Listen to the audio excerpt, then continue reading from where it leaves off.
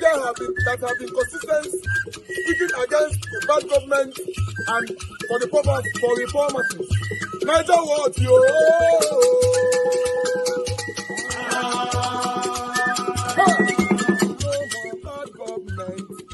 No more bad government. Niger what? No more bad government. Niger what? No more bad government. The only media that have been speaking. No more bad government. The voice of the voiceless. No more bad government.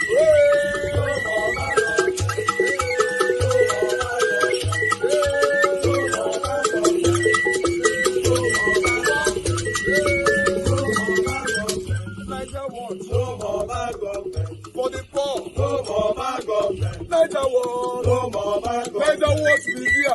No more bad government. No more bad government. No more bad government. In Nigeria, no more bad government. No more bad government. No more bad government. The only media, no more bad government. The number one media in Nigeria, no more bad government. That have been speaking against government. No more bad government. Niger what? No more bad government.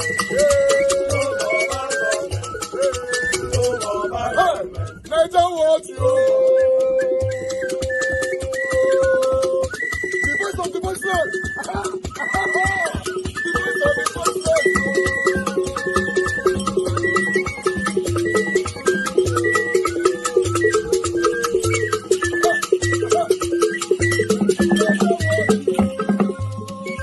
Voice for the voiceless.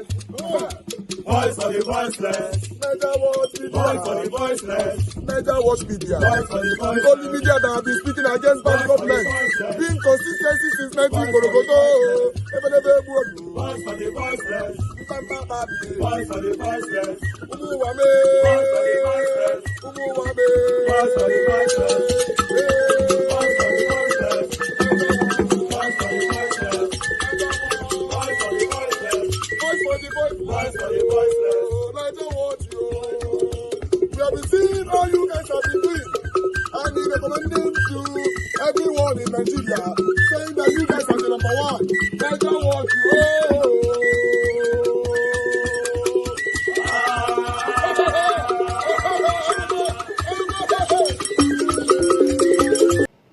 How can an average worker judiciously use 70,000 naira in a month to settle the basic needs such as food, clothing, shelter and transportation?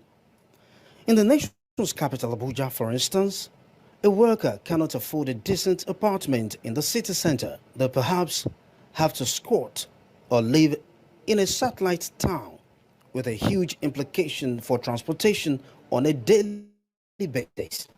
If they pay 500,000 naira per annum for a room, that comes to approximately 42,000 naira every month. That's already 59.5% of the entire income. What's left is 28,000 naira. 70,000 naira every month for the average worker. How much do they spend on commuting to work every day anyway? Let's say 2,000 naira. How much is that in a week? 2 times 5, you work 5 days a week. That's 10,000 naira in a week. Then in a month, how much does that come to? 40,000 naira out of 70,000 naira. Then how much is a worker left with to save for the rainy days? How much do they spend on toiletries and daily needs? With this simple arithmetic, the worker is already running at a loss with approximately 12,000 naira. But then, the worker has to feed and buy toiletries, and even if they haven't got any dependent and they're not planning to raise a family, they must still buy other things, daily needs. If a decent meal is about 2,000 naira per plate, with the current food inflation, it will cost 4,000 naira to get 2 square meals, and that is 120,000 naira in a month. Add that to their rent of 42,000 naira and transport of 40,000 naira, and what you get is approximately 202,000 naira. How will they fund Medicare and other emergencies? With 70,000 naira per month for the average Nigerian worker, approximately 132,000 naira is a yawning difference between what they earn and what they need to survive, to barely survive per month. The question is, where will this huge difference come from? Tolu or Jewumi? Arise. Viewers. Let's begin what's trending with reactions trailing the new national minimum wage agreed upon on Thursday. After several weeks of negotiations, the federal government and organized labor settled for 70,000 naira for Nigerian workers during a meeting at the State House in Abuja. Well, after that meeting, leaders of organized labor expressed confidence in the Tinubu administration, singing his praise.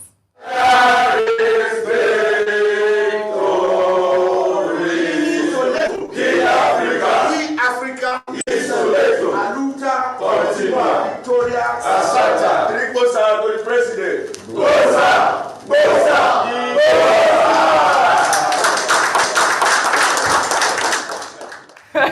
Three bosas for the president. Bosa! Bosa! Bosa! In Africa, Aluta, Continua, Victoria, Asata, wasting Nigerians time with strikes. Are we serious on this? From 650,000 to 70,000. In Soweto, Okay, we're laughing here. Well, all right, let's take reactions from users on social media. This is from Michael, who wrote, "How time flies. From we want shipped ground to 615,000 naira demand to 3 bosas for the president. This is the story of labor on the national minimum wage journey. 70,000 naira is the consensus. Those who are expecting the national grid to be crippled are angry." Well, Falabi wrote, "My opinion, 1. 70,000 naira as workers' minimum wage is a fair bargain. 2. The purchasing power needs to be increased urgently and importantly. 3. Major consumable food prices needs to be worked on because Nigerians are hungry. 4. Basic healthcare services should be free nationwide with NIN cards for pass. 5. State and federal government should improve all healthcare centers across 774 local government areas. 6. We need clear blueprint on how federal government plans to assist private sectors to meet up with the national minimum wage. 7. Then the minimum wage will have value." Well, this person wrote, President Bola Ahmed Tinubu yesterday increased the minimum wage to 70,000 naira. That's about $45 and to be reviewed every 3 years. Is this minimum wage a living wage in Nigeria? What can it do for a family of at least 4? How much is a bag of rice? Which university will this be enough to pay school fees for? Well, I mean, there are a lot of reactions. Zayo, I mean, that Twitter user, was talking about the fact that, federal government have to also negotiate with the private sector to be able to come up with that minimum wage. But it's not just the private sector. I believe also state governors will have the key, because also in the release that Ajuri Ngelale put out yesterday, I think President Tinubu also said something about moving away from the tripartite committee, saying that, almost alluding that this is a federal government wage, but it is a national minimum wage, and the state governors have to abide by it. Are they able to pay the 70,000 naira? These are the questions that are out there. Are businesses enabled to the Nigerian workers short at that meeting, and it also makes them lose 36 CNG-powered buses to the Nigeria Labour Congress and to the Trade Union Congress. The CNG-powered buses will have a sitting capacity of 100 each. You're smiling. Go ahead, Rufai, quickly. Solidarity forever. We shall always stand on cruise. That's what Labour has become. The Nigeria Labour Congress is a big joke. Ojo, let's tell ourselves the truth. This Labour led Nigeria on a wild goose chase. At first, they brought some professor here that said they calculated empirically 650,000 for Nigerians. When they went back to collect 70,000, what happened to the empirical calculation? I saw their rep this morning trying to justify, said they were going back to be able to talk. They've accepted it already, and that's what befalls all labor unions. This labor is a joke, and I say to their faces, What happened to the reduction in electricity tariff that they advocated? What happened to the CNG boys that they've been talking about since last year? What also happens to the welfare of the workers? So they say because of the economic condition, they accepted 70,000 naira, despite all the strikes and everything they had gone through. You see, what they have done is this, they've lost credibility. When they call the next time, Nigerians should never take them seriously because they're a bunch of jokers. As regards the, the National Assembly, Oji, you might call it a good gesture. I laugh in Spanish or in French or Chinese. The real meat of their money is in their allowances. Yeah, that's why I read 1.2 million. They are collecting 1 point in hardship allowance. Hardship allowance. And they say their salaries. No, if they are truly ready, let me give them an advice. Yes. I think by the budget, both houses or the house, they collect about 300 billion for the National Assembly. They should put that money in half and use 150 billion to do projects for national development for Nigeria, fix some roads, fix some schools. Then I will know they are serious. As far as I'm concerned, they're not serious. And the other 36 CNG buses, yes, we would like to see when Labour finally gets it. It's not talking about CNG. And hopefully they should also remember that they must put CNG stations around available so that people can be able to get the gas. People like you, Rufai. Yes, can be able to get the gas. So, Oji, you know, it just reminds us of the fact that the Labour is a sellout. Some civil societies are sellouts in this country. Parts of other parts of society sell out. The National Assembly rubber stamp. Executive always doing their bidding. The problem with Nigeria today, Oji, is that there are too few people fighting for the common man. That is it. And guess what? Edward Murrow said something. He said, in a country of sheeps, the government will be the wolf. Yeah. I like your point. There are few people fighting for the common man, which will also bring me to my next story. I mean, we're talking about increasing our... And the claims by some media houses that we're trying to scuttle Dangote refinery, that is not. Now, as you watch that report, the concern now is what can a 70,000 naira minimum wage do in the life of the lowest ranking staff in an economy grappling with inflation and high cost of living? After almost 13 months of collective bargaining, many are trying to come to terms with the Nigerian workers' earning power, at least for the next 3 years. Arise News was in town to get the polls of a cross-section of the people on the new minimum wage. If you look at the cost of living and the price of goods and services, 70,000 cannot take one person in a 1 month. Talk more of a person that have family, wife, children. So it's just a game. They promise a living wage, but this one is a slavery wages.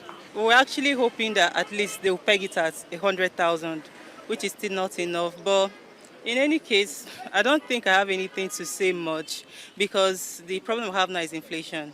And already retailers are planning on how to increase prices of goods, hearing that the government has actually increased their minimum wage. The 70 they have done is still good, but what they should be doing is make more effort to improve the value of the naira so that it can buy more. The 70,000 minimum wage will not help the matters.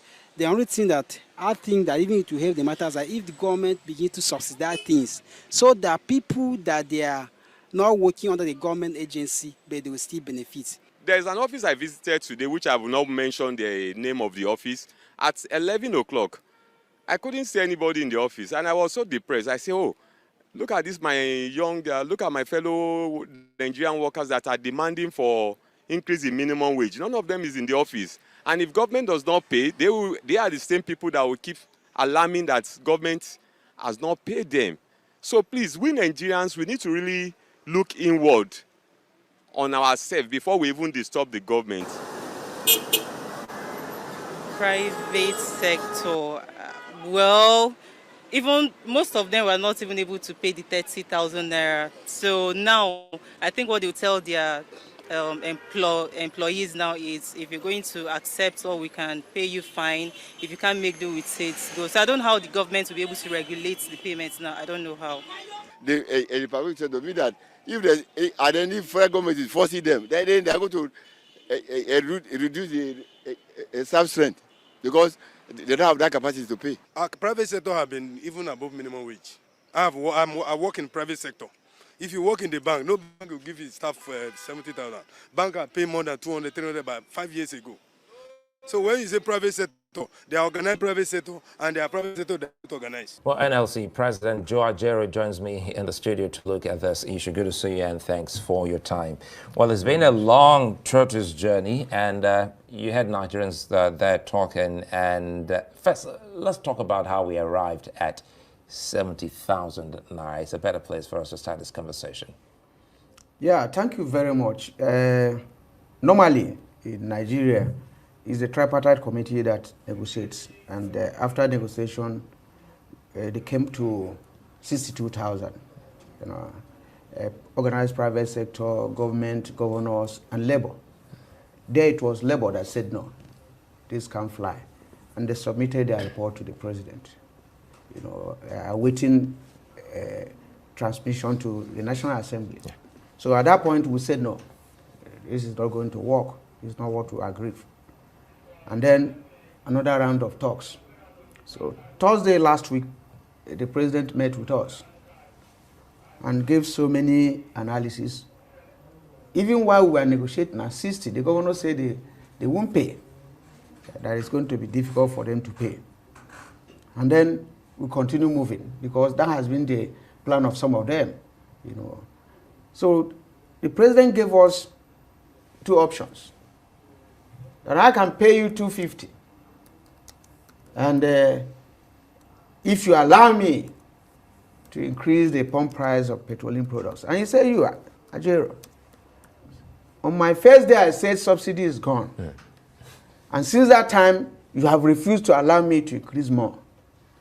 So where will I get the money to pay you minimum wage?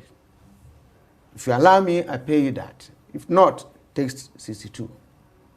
I'm giving you 1 hour to talk. Let me stay in my office so that we can conclude this meeting. And we say, no, we are not meeting here. We are joined for 1 week. And we went back and looked at the larger implication of we collecting 250 and another increase in pump price of petroleum products. So we went back to say, Mr. President, these are two issues. We are here for minimum wage. We are not able to discuss the issue of pump price or attaching it as a condition for increasing. That would be too selfish of the labor movement. So it was there that we opened the discussion and got to 70,000, because that's the question you asked. But 70,000 clearly is an increase of 130% or 133% of the old rate. And then if you look at it, and I can ask companies, even some analysts that are talking, that where you are working, probably let our rise increase 100%, so that we can take it from there. Because it's enough to criticize, you know, because the burden, the wage burden, will definitely almost double. And then that was where the private sector had been complaining, you know, that is going to affect, you know, their activities. So we took it, and then we moved further to break a jinx of negotiating every 5 years. Now what this means, we are pushing for two years, and Mr. President said let's leave it for 3 years. What this means is that even before the next election, we are going to negotiate again and get another wage reviewed. So in both ways, you know, we try to balance it so that the economy can move, everybody can, you know. However, if you follow it, of course this. All right. Good morning, good afternoon, good evening to every one of you. Thank you very much for your time with us, my people. I appreciate you all.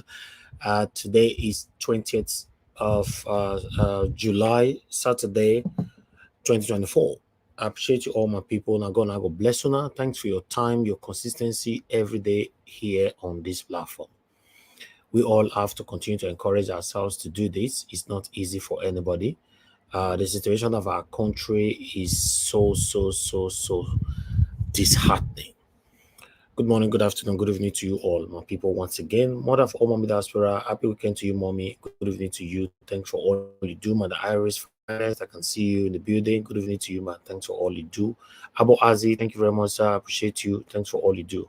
Thank you very much, Ebuka John Oga, Olu Benga, Bamidele, thank you very much. Good evening to you. You see Andrew, thank you. Riomi, Oluwasegun Abdul, thank you very much. Good evening to you, all my people. Charles Wanshoko, I can see you. Thank you very much. CXL, I can see you as well. Efako Jubilante, it's good to hear from you. Good evening to you as well. Georgia Forsyth Benedict, thanks for joining us. Thank you very much, my wonderful people. Mr. Johnson Emmanuel, thank you very much. I appreciate you. Appreciate you, all my people. I'd like us to just move on right now. Do your part, press on the like button, help us to share, press on the $sign, encourage our work.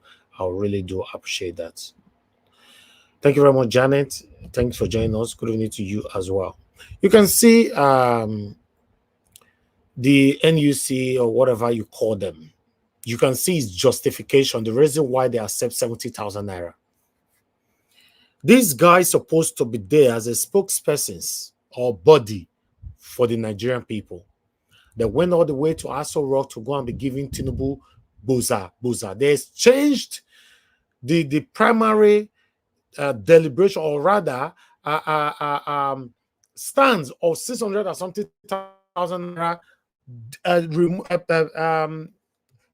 The second one was after 600 or something thousand, they went to 250, right? They turned all of them down for just 3 boza. These guys don't care about us. I've said it before. I met the TUC president on last week, Friday, when I was coming from Nigeria. I interviewed him. I played the video here. I'll be recapitulating back on that particular video. Immediately I finished my monologue. I asked him, what are you guys going to do? He said deliberation is going on. Negotiation is going on. We just met with the president today and blah, blah, blah, and blah, blah, blah. Look where we find ourselves. Tell me how you can trust this kind of people now. Nobody to speak for you. That's the problem we have in Nigeria. Those people that are supposed to be speaking for you, either the government have bought them or they've bought themselves. This is one of the things I was talking about yesterday, that we are gradually losing our own. These guys, this body, this satanic body, TUC or NUC or whatever you call them, they never thought about their integrity. Tell me how you want Nigerians to trust these people if they call you out tomorrow for anything. Now, whether you like it or not, Nigerians, we have to remain on 70,000 naira with this excruciating economy. Very, very sad. My people, that's what we say. I can't do much. I'm not sure my panelists can do much or my spectators can do much. We've done our own. To be honest, it's left for Nigerians in Nigeria right now. If you're happy with the money, why not? Take it and be smiling. After all, now weekend with this. So even as of today, you and I losing voice for their matter. Drive around Lagos State right now. All of the day lounges, they are preparing. Some of them are ironing their clothes right now for tonight. Where they want to go different lounges, bar, clubs, and all that. Drink 33 and press blah, blah, and they are good. So this is the reason why government is not taking us serious. Because whatever that we complain about, whatever we talk about, whatever we lament about, we don't take it serious. We don't take it drastically. This is why the government don't take us serious. Even when they are about to take us serious, when they see our movement, our steps, they'll just move on and say, these people, if you leave them, they are never serious. That is it. It's very, very unfortunate. This is where we find ourselves. What are we going to do now? We have to accept it, my people. Now, so with Siamo, last time I met with what is it called? This guy, the TUC president in Heathrow Airport. Although I saw him in Lagos all the way to the air, from the plane and all that, we're in the plane and all that together. But I decided to talk to him when we come down from the plane. Listen to him. What he said here, my question to him, listen to him. Hello guys, I have the TUC president here with us. It's good to have you here. Thank you. So I just wanted to ask you a straight question. The minimum wage, there's a lot of deliberation right now. The federal government is refusing to pay the 250,000 you guys are asking for. I want to ask, what's the current position? Yes, we had a meeting yesterday with the president, and in that meeting, reason for the meeting was also to have some level of consultation with him, because he is the president of the country, where we also made our position known, trying to explain to him, the economic dynamics, the level of inflation, the level of devaluation, and the challenges both as a result of some of the policies, both the macro and microeconomic policies of this government. And at the end of the day, after the meeting, he said, okay, that he has also heard from us that he will also do further consultation. I would plan to meet again next week, Thursday. Sir, for the sake of Nigerians, I hope we are not going to, at the end of the day, end up with the 62,000 naira. Yeah, no, it's negotiation. So in negotiation, it's always a give and take process. Negotiation, there's nothing fixated, there's nothing cast in stone. But on our part, we strongly believe that this 2,000 naira is sufficient. Exactly. Looking at what the value of naira is today, so we'll continuously put all the indicators forward. Thank you very much. I really do appreciate it. Thank you so much. All right, guys. That was the TUC president. Yes, we met here in Heathrow Airport. As you all know, that the federal government are saying all they can pay is 62,000 naira. That's all they can pay for Nigerians with the hardship that we all are facing right now. The TUC president and the NLC president are dragging for 250,000 naira. You heard him saying that it's a continuous negotiation, which you and I know that the federal government that we know, the Nigerian government that we know, will never pay 250,000 naira. But at least if they can take it to 100,000 naira, I think that's fair. 62,000 naira at this moment, it's not fair. A bag of rice is over 100,000 naira. Petrol is over 1,000 naira now. I'm not sure how this is going to work, but let's see. All right, guys. That was it. I thought I should just at the same time, bring that up to tally with the final decision of the federal government and the TUC and NLC presidents decisions. It's unfortunate. It's very, very unfortunate. Although from 62,000 it's now 70,000 naira. I was actually looking up to 100,000 naira cap. That's what I was personally looking forward to. But reach the now 70,000 I say the fee pay, and that's it. So let's see how it goes. Edo State is already paying the 70,000 naira, right? If I'm not mistaken. So let's take it from there.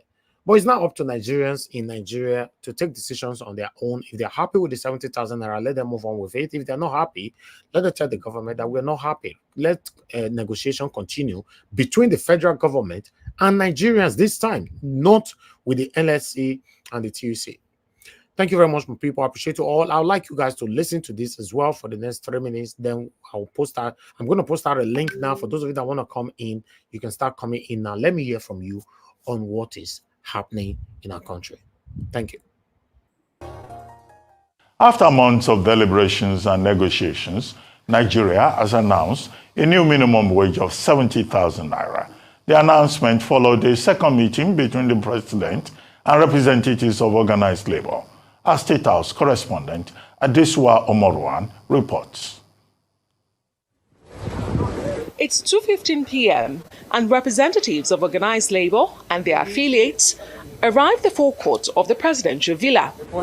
Inside the brown room of the president's office, the stakes are high. The meeting goes behind closed doors. After an hour,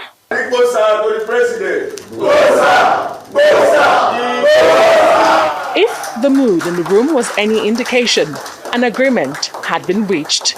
We're happy to announce today that both the federal government and the organized labor have agreed on an increase on the 62,000 naira minimum wage.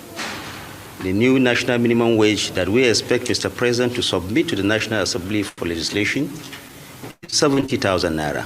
Beyond the new minimum wage, Other concessions were announced, including the payment of withheld salaries of some labor affiliates. First and foremost, that the review of this minimum wage policy has to be reduced to 3 years. That is, 5 years is too long a time to get any minimum wage review. And of course, he promised and asked that the Minister of Finance, coordinating economy and budget and the economic planning should make sure that they go back to books, because he has the discretion to look into of NASU, ASU, and SANU and all that, and so that their money should be paid. But that is not all.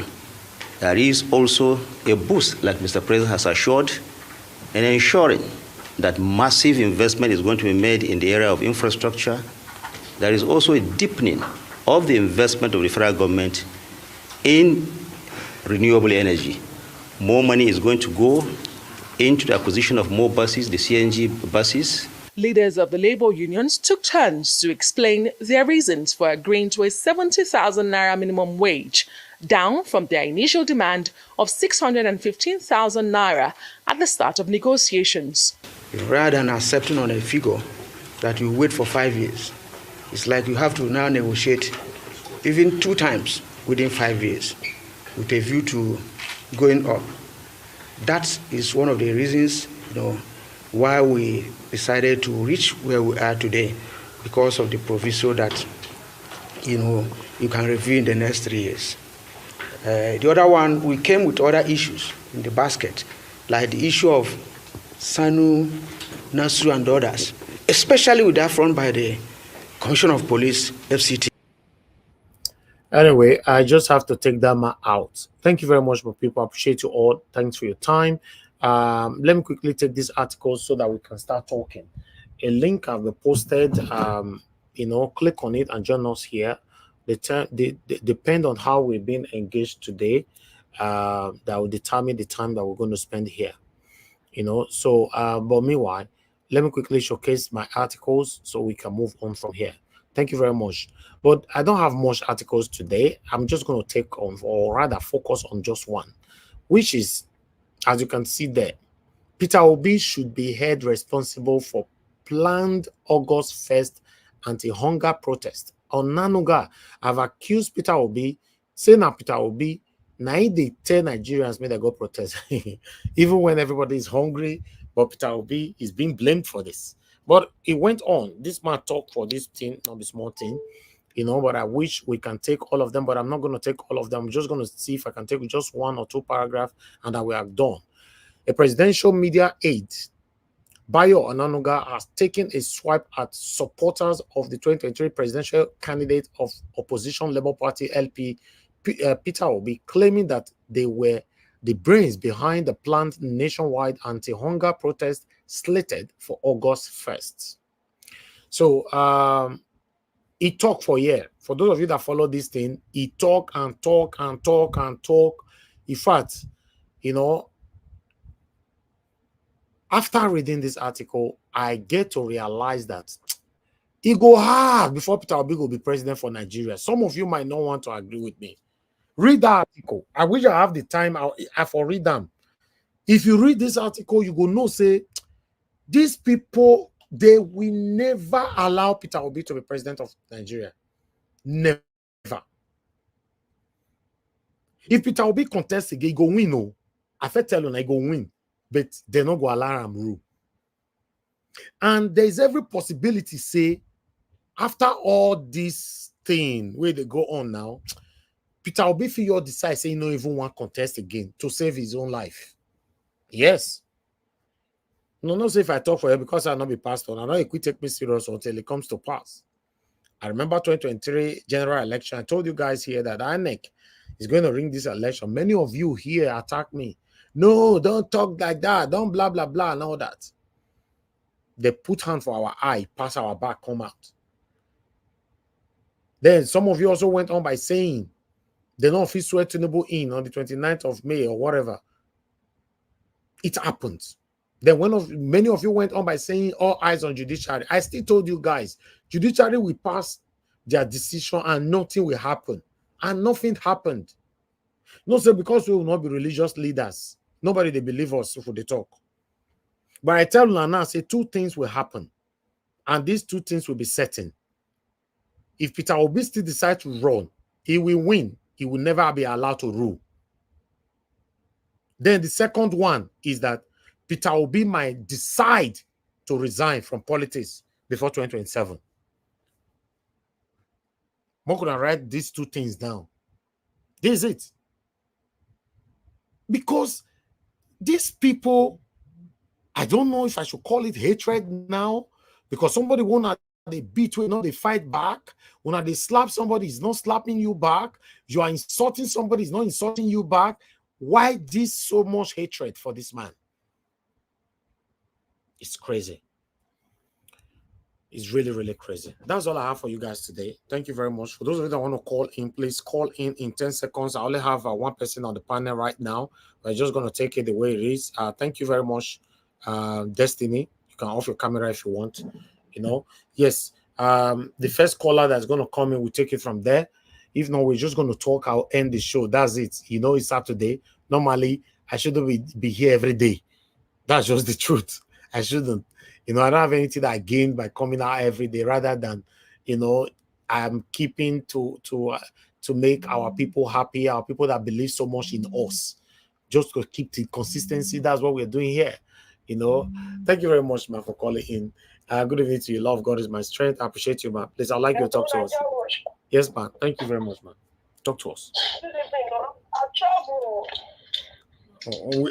We miss you, not be small. But it's okay. Anybody can take holiday. Now let me not take holiday. I also take my own. So me and you did Nigeria together since then. When I reach Nigeria, I take his courage. You see, our people, they're not brothers with the border here. Everybody just enjoy their life. Even when you go to tell them about something, they don't know that anything will happen. In the weekend, they don't dress up, all of them don't come out. And you go to look, see how these people are they worry about now. All the people went tell me, say they're not well, they're in the hospital. I went to Nigeria, they build house. So, my brother, I could continue to do what he go through. Because when I went, I didn't get myself. I couldn't stay too much. I only stayed for 3 weeks. I couldn't. It's not easy. Nigeria is finished. The road won't come. The road can finish person if you are not careful. So people will just fly from one state to one state. It's not easy. It's not easy. I don't know if because I was hearing you when I was in Nigeria, you were saying that you stayed in Nigeria for 6 months. How did you do it? 4 months. 4 months. How did you do it? I can't. It's finished. It's finished. We need help. And look at this man that just said. He was NSC chairman, the president. That man is not a good man at all. He has gone there to collect his own money. They have gone there to settle themselves, and they forget about Nigerians. How can even you take 100,000 to market in Nigeria? You can't buy anything back home. You cannot buy anything back home. So how will 70,000 be enough for people to use to eat? And go to hospitals in Nigeria. People are sick. There are women who have who they don't begin. They don't have the money for them to be discharged. Go to Nigeria Wash. If I feel call again, I will call. Thank you, we need help. I've seen your interest, and this your interest. I texted you yesterday. I send you voice record. This your interest. It could favor all of us. Amen. It could favor all of us. So Thank you. Have a heart of God. Nigerians, they don't care. Once you give them, they are gone, and they are building house, and they tell you that they're in the hospital collecting your money to build house. God be with you. I will try to come back again. Thank you, man. God bless you, man. Thank you so much. Yes, man. All right. Thank you very much, my people. The last presentation we have for you guys today that I almost forgot is my state, Edo State.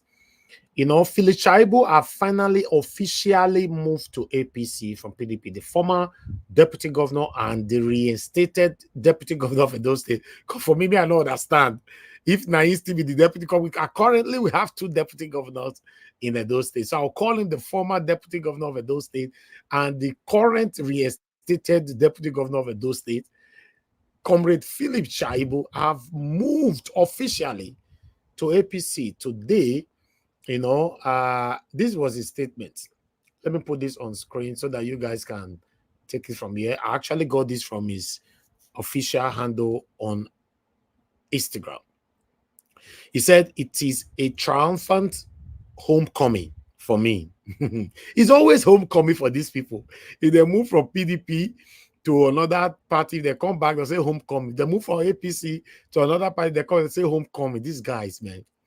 You know, homecoming for me as I officially return to All Progressive Congress APC, the party where I am accepted, valued, and welcomed with open arms. The party holds a special place in my heart and where I have shared countless memories. I'm grateful to be back among the people and community that have always supported me and to reunite with my political family. This is the same man who destroyed Oshomole. These guys, you see, when they fight, you and I go to fight for their matter. I hope we all can learn from this. I have to add myself. I hope we all can learn from this. I will be heartbroken. To be honest, I will be heartbroken to see the day where Peter Obi go move to any party or maybe PDP and leave this kind of message. I will be heartbroken. But for now, yeah, Peter Obi, you get integrity, I beg. I know say change is a constant thing. Is, you know, that always happen in every aspect of life. But please, there are a lot of things you need to look at. I don't know how it go be, but nevertheless, for our country to be better, some drastic decision needs to be taken. But the speech you make when you take that decision also matters as well. You know, let's see how it goes. Because the warming up right now, you know, they ever use and send me message, the warming up right now. Now the big one, which you and I they cry for, we'll also hear that one as well. But now the speech me they wait for not only the movement, the speech. That one wait for. After you don't move, how you take talk am. Now that one I will go hold so tight. Thank you very much, my people. Nigeria. Oh, wow. Thank you, Mr. Hosi, for calling in. Please talk to us. Good evening to you, sir. Thank you. Go ahead, sir. I see Shaibu Defects move. This election where they say go hot well. Election where they don't buy people already. Now they say go hot well. You never be hot for your side.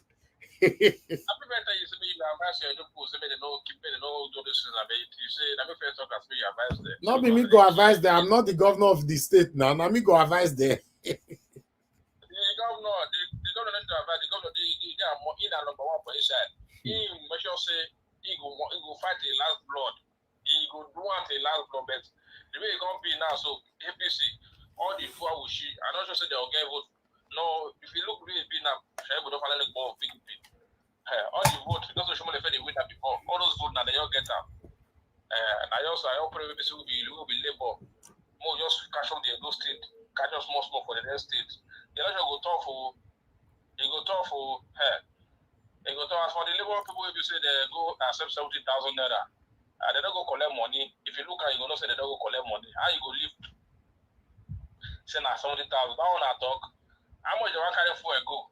Where they go say na because of now they make the carry they accept that's what. What they lie. Nobody go be fight for the people. Nigeria people want the best for the as they for there so. And this what they want to do. They don't carry that strap. They announce so that mean they fear because they need to announce that make big government go kill them for free. And they go say kill them for free. On that day we see come outside because Nigeria will be big when we say people come outside and protest. They go do more for sure, more, you know, millions, but it not they happen. Other country we say they not will pick, they come outside, they do it. Millions they come outside. Thank you. They never they do. As I talk before, I say I go ask you what they be blow, say they press blow. Then they want the boss. I've been a balloon. My brother, me myself, why the source the press below, me don't know what below me no. I don't worry, I go find out, I tell you. I beg, come up for my phone before you come carry me go where I don't know. All right, thank you very much, my people. I appreciate you all. I like us to start talking. Niger watch, now your talk will be that. Thank you very much, sir. God bless you. I love God in my strength. Thank you very much, man, for the super chat earlier on. God bless you. I'm very, very grateful with this. Guys, make could buy me coffee now. Press on the dollar sign. Don't be because the problem we did for Nigeria now. Well, they encourage us. I don't like the way we they are peaceful. Kai, all of them, they are all doing crossover left and right, left and right. And the funny part of all this is that they have followers. That's the funny part of it. They have followers. If, as I talk, so Philip Shaibu people they celebrate now. I swear people go they celebrate the other side. Olumide people they celebrate the other side. The other one, everybody have followers. Wow. Let's move on. I appreciate it all. Let me start with Destiny. Oga Destiny is good to have you on the show. Good evening to you, sir. We are not much, so let's quickly do this so we can round up. If we can round up within 2 hours today, that would be brilliant. Talk to us, sir. To Destiny. Just 8 minutes. Thank you. Thank you, Mr. Niger. I just did laugh for this country. We get comedy very well for that country. Oh, but according to, I don't forget that guy. He said all Nigeria senators are comedian. Wahala deal. Anyway, good evening, my people. Good evening, Mr. Niger Watch. I appreciate you for always coming out everything. It's not easy. You know, I greet everyone. Mommy Diaspora, I greet you, man. Good evening. My panelists, I greet everyone. The commenters, good morning, good afternoon, good evening, depending on your location. Please, Mona help us like the broadcast, it's important. I bet Destiny tell them, they like them, tell them. No, it's important. They made the help us like it's very, very important. So we appreciate them very well. Thank you, my brother. Man. This country, guy, you. He gave me. The thing they shock you, right? Man, they fear. Whether they shock me now, whether they fear me, I'm not even going to know it here.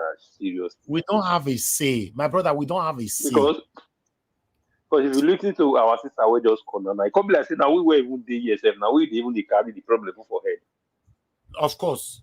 That's 100%. And yeah, because now we they suffer and pass. Many of the jobs they did and their own problem are to call you. So say not be the way they pay me pass, now be this one. So say not be their problem more. Because of another person problem, they go call you. They go call you. Because whether not that one upon they give our people mind to make them not fight for themselves, I don't understand. If we say we not go do, no problem. As we they do, they're not on this serious. Because me sometimes I think and say, what will be the problem? How to solve it? I don't really understand. Where do we start from? Because the thing is, sometimes I get confused. Seriously.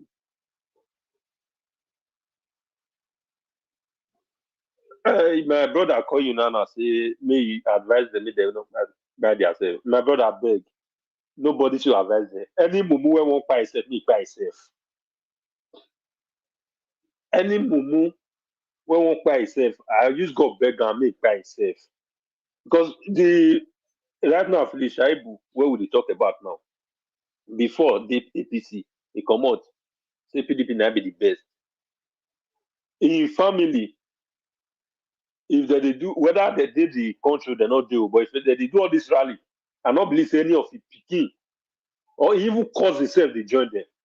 If we even join themselves, now where police or DSS go take secure them, where we say nothing go happen to them, and then they did. So I just go beg anybody who won't buy himself, make buy himself for them.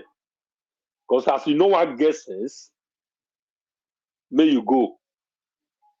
More they can't, no, they know people where want to make. Because the ones who not get sense, they not go. So anyone who will follow because of these people. Because now because of the interest of the country, now the thing they happen to you, I go get pity for you. But anybody where they go because of all this greedy and devilish, wicked, heartless people. I beg.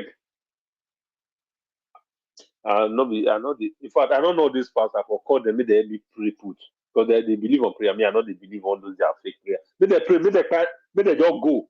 You know the way because of all these people. Like person like Shaibu, Obaseki, Aswell, Olumide, all of the Jaga nonsense. All of them. I beg Mona just go. Mona collect the bullet. I beg. I used to go beg una. Person now say na one get sense. When they do this Jagaba election, I don't know how many times why I see Sheyi Tulubu for streets.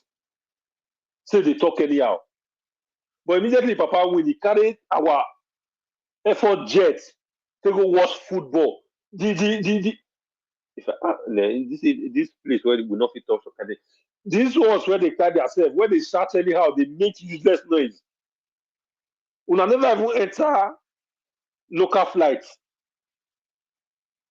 Even una never even enter normal car self na bus. Now I go see the pound ourselves because of Jagaban, because of Obaseki, Shaibu, Aswe, Olumide. More than obvious, I know the Live Nation that one for APC because I don't believe that one the campaign. Now make I know the nation now because never see who the campaign one day when of he talk. Never see that man for any channel when they talk. Even for rally now, Shomole now can be. I don't know whether Shomole won't come rule like do say for the third time. Now Shomole can dey on top of the roof. Since when they bomb me, where they do campaign, now person where they campaign, now they do on top of roof of motor. But Shomole now can take over. The man where say one rule Edo State. Ah man, if I not be Edo State, so because me I not from Edo, but I saw her get some kind. Well. Things for those things where we say that they stay there somehow. I know some kind of things there. Come be say now this kind of thing they happen. You can't talk to conductor. That's when I come the campaign, I come day on top. They talk to people. You now talk to conductor. As he talk on that, I say, man, if the leaders never talk, he not go do anything. Then he don't give us the proof. For only this one where it don't happen that day. I don't understand. The only one where pay me that the policeman where just go. Apart from the policeman, which now those ordinary people. Now just they go. Me out they happy for them. Make they just they go themselves. Make they just make they help. In fact, if they want anyhow, if they be 100, I mean they just go. And you know what? Get sense. They don't give you more money. How much be a bag of rice? If you look at those people who go there that day, some of them don't collect it 10,000. How much be a bag of rice? With the water, some people go buy food. 2,000 food, say never even benefit them for how the country country. They don't give you money when not be anything. You don't voila the whole community, the whole street. They shout up and down. What we supposed to do, we not go do. The labor leader see that one again. They come on. We not get leader for that country again. For everybody where they that country, we not get it. They don't be leader. They be dealers. Now dealers we don't get. I will want to get leader now with it, but it will be difficult because many of us, even if you look the way we take the talk, say now when it's sweet us, we go happy. If you not sweet us, now that time we shout up and down. This is Shaibu now, where some people will see the supporter. When he deal with Obaseki, everywhere good. He not complain one day. Now they tell us say some road not good for Edo State. This one not good. And people, if our people really get sense, nobody should vote for APC. APC go down APC. Because you deal with this man for 7 years and some months. Now you can't tell us what I don't understand. How? This man want to say Tinubu tell us say to reduce, he go increase fuel before he go fee. Before he go fee go 200 or something thousand. The fuel will don't increase, so I mean, waiting to happen. And they still they tell us all of them. So both the TUC, the Labour chairman, all of them, they know say subsidy, say they're not come out. The judges suffer the Nigerian people. But for them to talk, come out, that be their problem. Because of some kind of small money. Now make anybody where they talk, they always hate the person. That's why it's hard for that country to good. See my brother, very dark man.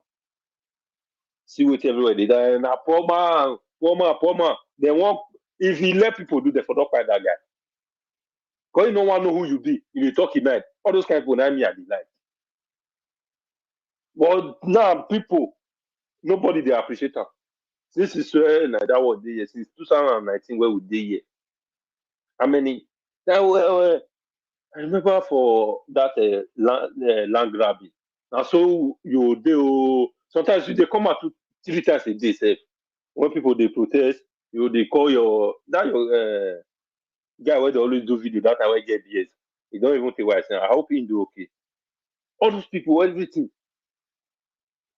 But how many people don't call us here say now because Nigeria watch now make my land deal. There is sure building that time where the person does the builders they go somewhere, they'll scatter the whole house.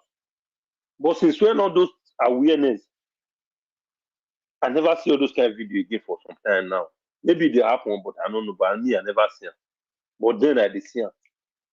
How many people don't call for this program and say, and because of what you do, you and your people, now make all these things not they happen. No, since when I buy this land now, they build.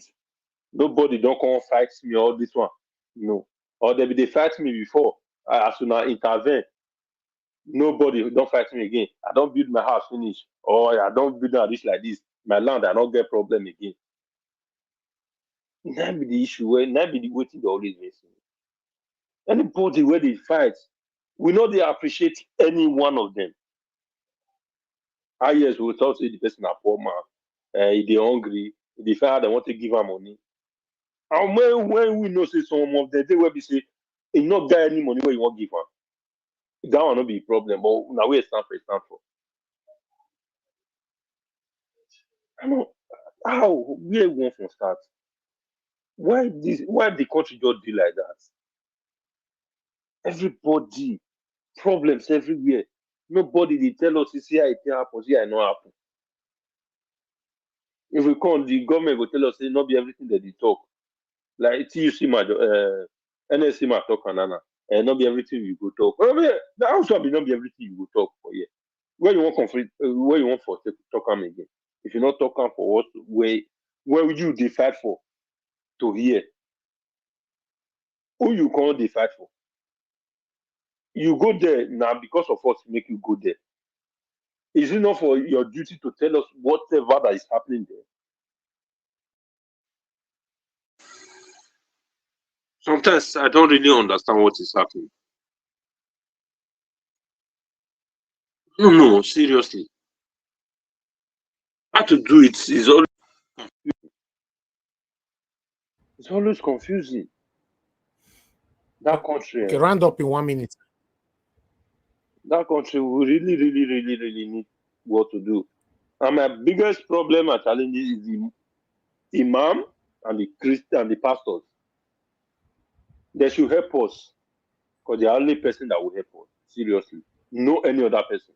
Because when they start talking to those people will have their sense back. Because no any other person. Even most of us we don't even believe our father's word. We always believe the pastor or imam. So let the imam and the pastors let them help us. Thank you, Mr. Najawat. Mr. Destiny, thank you very much, sir. God bless you. Thank you. Let me quickly take this call so that I'll come back to the next person. Mr. Jude, thank you. Thank you, sir. Thank you. Good evening to you. Talk to us. Good evening to everybody, too, those that have spoken and those that will speak. Quickly, sincerely, George Peru and his people, they really disappointed the nation. I know how it is when you go into State House. The aura, everything around that place will make you do but to the extent where they started doing 3 gosa for the president, and started celebrating. You know what they usually say, that when someone is going to a meeting and come out smiling, they didn't tell themselves the truth. They didn't tell themselves the truth. Now, for the president to say to tell him that he can pay them 250 and increase the fuel, is it not the same president that told us that fuel subsidy is gone? So is the president still in control of the fuel prices? And they could not say, how could you say you could increase the price when it is supposed to be determined by market forces? So they came out and we are celebrating and was telling us that he got 130% increase. But he didn't check the purchasing power of that money he came out with. That money he came out today can only buy 90 liters of fuel. As against when it was even 18,000 that can buy you up to 300 and something liters of fuel. Is Joe thinking? I don't think so. I don't think he's thinking. And he's coming to tell us the president told him that he will increase the fuel price. And he accepted and came out and telling the whole Nigerians that he has to make sacrifice.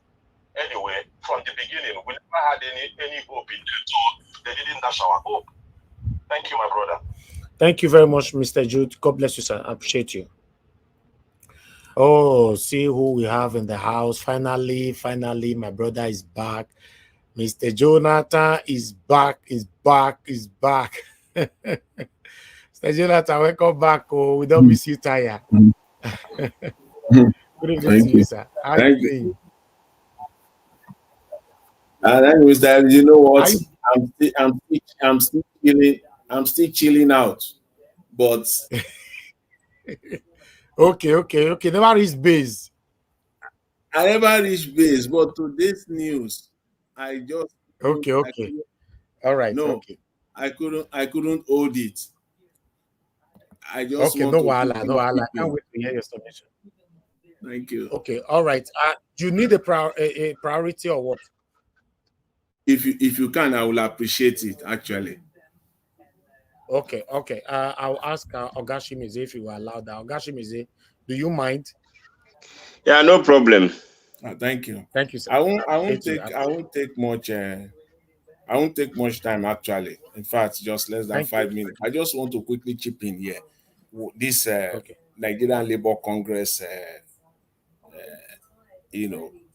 decision today to accept this 70,000. But before I go ahead, let me greet everyone. Mr. Elvis, I greet you. I greet every one of you there for the work you are doing. God bless you. The panelists, Mr. Chimeze, thank you. I appreciate you. I greet everyone on the comment section. You're welcome. Thanks to everyone. I quickly just want to chip in this. You see, with respect to this, even since the beginning of this year, on this platform, see, it is clear.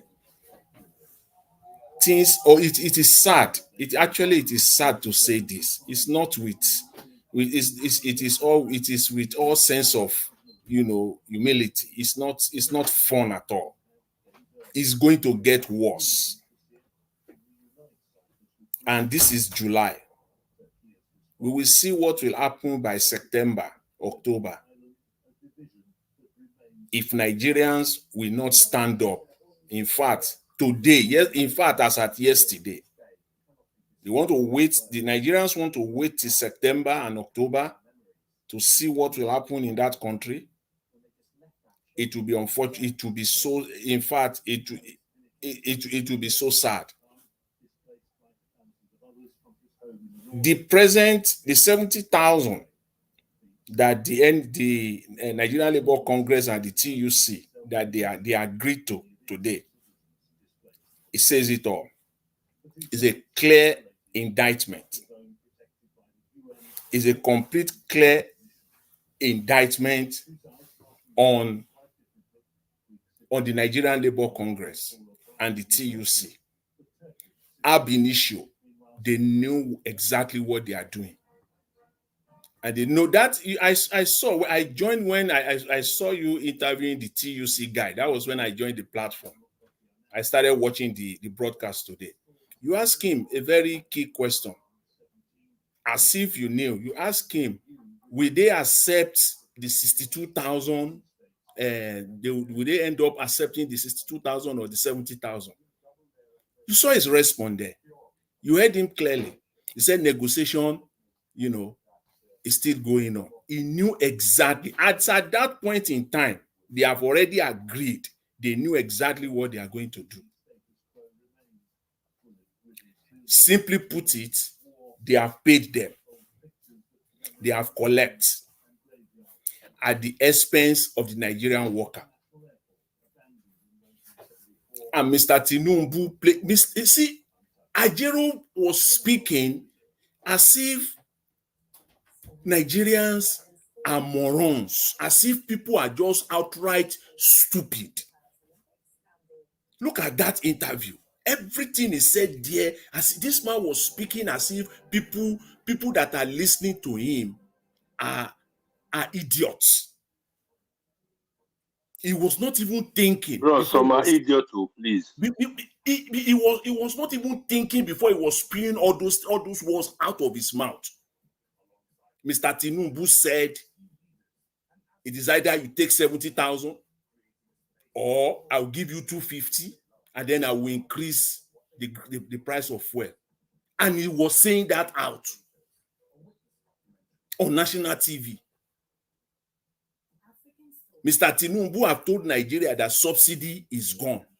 So if number one, two things.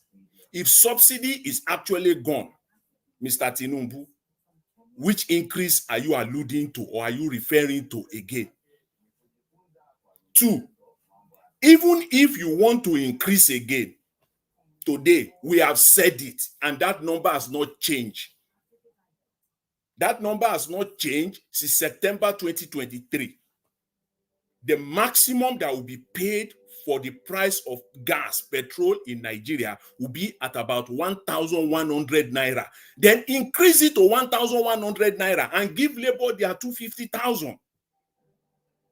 Because that is the maximum that it will take a businessman to bring petrol to Nigeria. About 950 naira. And then he will add his own profits to it. So at about 1,100 naira, that will be the price. Because crude is not selling for 120 naira today. The price of crude is still the same, fluctuating within the same range from since September last year till date. So increase. So Mr. Ajero, so why didn't you tell Mr. Tinubu, Mr. President, go ahead and increase it anyways? So what impact will that have? So why don't you just these people? This man was so. I mean, this is, you know, I couldn't take it. I just have to bring this out just to let him know, Mr. Ajero, and your crooks at the NLC and TUC, just know that Nigerians are not stupid. The people you are talking to, they are not stupid. What you have done is that first, you have lost any right going forward to call for anything close to a strike. As long as you are still at the M, you have lost every form of credibility of any shape or form at all. You can't. You cannot be trusted. This is disgraceful. It is disheartening. And these are men. They said they are labor. These are the people that want to take charge of Labour Party, literally. They are even calling for it. They called for it. So these are the people that wants to manage Nigeria overall. These are the crooked people that have put themselves together to take charge. They want to actually, literally, these people want to take over and control the Labour Party. This set of people is unfortunate. It's just so unfortunate. But let's just, Mr. Elvis, I will just quickly leave it at that. Please, I really appreciate it. Yeah. We don't miss you. I beg. This me not understand. This your break, so make you come back home. Yeah, please. I'm almost done. Don't let him go. You go to chop black soup. I'm almost done. I'll be there. I've missed everyone there. Mr. Elvis, give us amount of someone not let you go. Wait till say make I tell you, I mean not go. Wait, they say don't let him go. Hold on, I have Don't worry, we'll give him black soup. We'll give him black soup. They roll on. I'll see you guys shortly. Mr. Jonathan. Yes, sir. It's good Yes, I can hear you. it's good to see you around. Thank you. Thank you very much. I was going Give us to a mandate. You talk from if far, you have or gone, not to hear your voice. you see your forest analysis. We just have 5 more naira to go, and your prediction will come to pass. I've been following it carefully.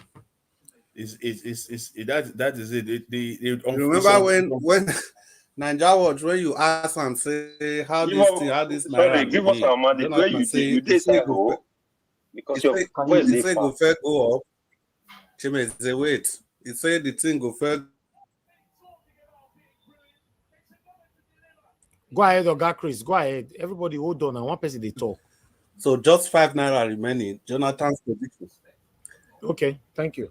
Yeah, I said just more 5 naira. I said now you ask Jonathan like 2 months ago, say how this naira this thing will be. He said it's will fair gain power after I could begin fall back to the normal value. I just look at yesterday. I say with just 5 naira, Jonathan's prediction 2 months ago. The prediction don't fair work before it depart now. Yeah, it's always working. Yeah, when it comes to forest, so thank you. Thank you very much, Mr. Elvis. I greet everyone on the panel. Don't go yet. Did you see my email? Well, that we can't hear you. Where you they talk from? I beg come up for where you did, though. Where you did? Can you hear me? Hold on now. Just pay attention. You hear me? Can you hear me? Go ahead. Now Biden brother with that. It might be in the basement. Hold on now. Just hold on. Must you interrupt? He's in the basement. If you see my email, respond to it, please. And yeah, you said what? Respond to my email. Okay. Okay, thank you.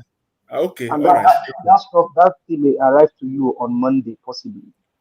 Okay, thank you. Monday. Let's move on. Okay, Let's move on and give us a mandate. Thank you. Thank you very much. Thank you very much, Mr. Elvis. Mr. Chimeze, thank you. I really appreciate it. You're welcome, my brother. Thank you. No problem. Thank you very much. My people, help us to press on the like, help us to share. Let our voices go far. We meet some of our people here. Madam Nena came the other day. Madam Luke came 3 days ago, but she couldn't speak. Our audio was having issue as well. Madam Luke, we miss your submission. What did they happen? So they don't force us for this 70,000 naira now. So do we still have choice? As it be so, August Chuk so be boise. We don't miss you, Taya. We don't know where you be. Maybe I need to reach you privately now. Sometimes it's not too easy. A lot of people have given up on Nigeria. So it's very unfortunate. But let's move on. If I don't mention your name, not vessel, but I miss you as well. Talk to us, Ogashimeze. You have the floor. 8 minutes. Yes, Mr. Elvis. Good evening, good morning, good afternoon. I greet all the panelists. I greet everybody, all Nigeria Watch family. Yes, we are here again. Like I said yesterday, I said something yesterday, and that thing have already happened. Well, let me go like this first. Ajajero. I don't know. You see, let me tell you, all the whole people in this Turumbu regime, I think all of them, the whole ministry, the whole ministers, House of Representatives, the Senate, I think all of them are rubber stamp. All of them. Because if they are not, why would you accept something you have been fighting for over since early this year? You started fighting over this minimum wage of something. Okay, the whole analysis this guy did, where is those analysis about the hardship, about the increment of food commodity and the other stuff, the transportation? Then you now come come up with 70,000. So then, where is their senses? Where is everything you have been fighting for? You said from 600, you came down to, I think, 250 or 350. Okay, you said 250.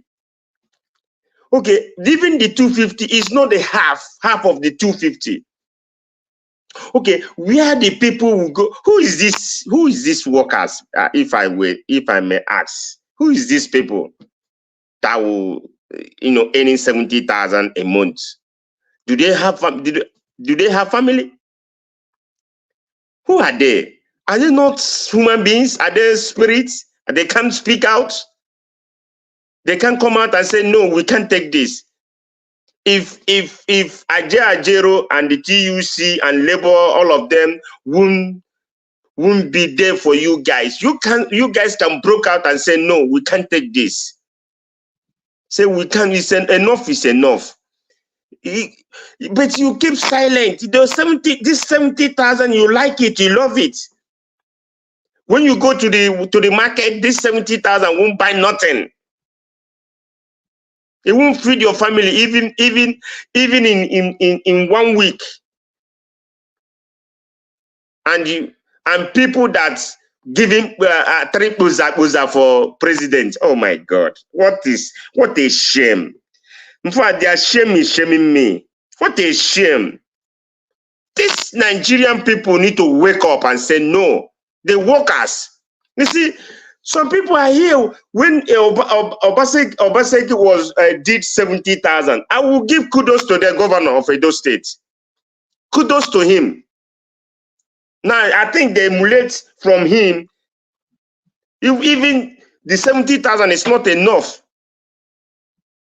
It's not even 50%. The way things is in Nigeria today. The way the food, the way everything go up. The transport, the food. So if you have like 5 kids, how will you use 70,000 to train them or to give them to put food on the table? That's why the crime is rising every day by day. Like Mr. Davis will say, some of them will go there and pressing bolombolom on the social media. You see, you watch out. You go look at those things because they don't see that food. Those things look. That food is not them. That money is not enough for them. If you see their parents, their children, they will be wayward. Some of them will be just go and do one thing or the other. Not that if you see them, you say, oh, is what this person is doing. It's very bad. Believe me, Nigeria need to wake up. So this protest they are saying now, that one is I already know is died. In fact, it's died off. It's gone. No one. I don't sure that anybody will come out and protest. But if hunger is too much in the land, if the hunger is continue, then I think they might wake up by themselves. Not everybody. Not this one that will be announced on television. On social media. Then come for what I said yesterday on Edo State. I said something yesterday. I said this person, this Shaibu is working for APC, and he's already played out. He's working for APC. All this fight he was fighting. Okay, you are fighting. You say you have your own. You went and do your own election in your house. Then I thought you were in a court for you to come out to be a candidate of a PDP.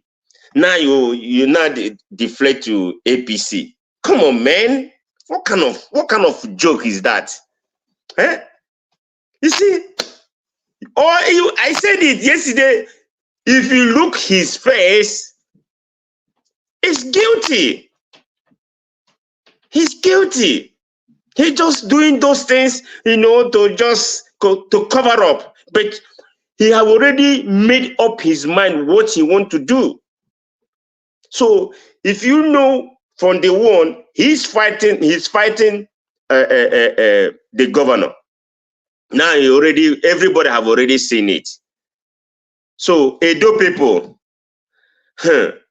APC is about to do something, but please don't allow what happened in 2023 election to happen in Edo, because now these people, they have already put the way they will rig the election, because they will say, oh, PDP and Labour Party, they share votes.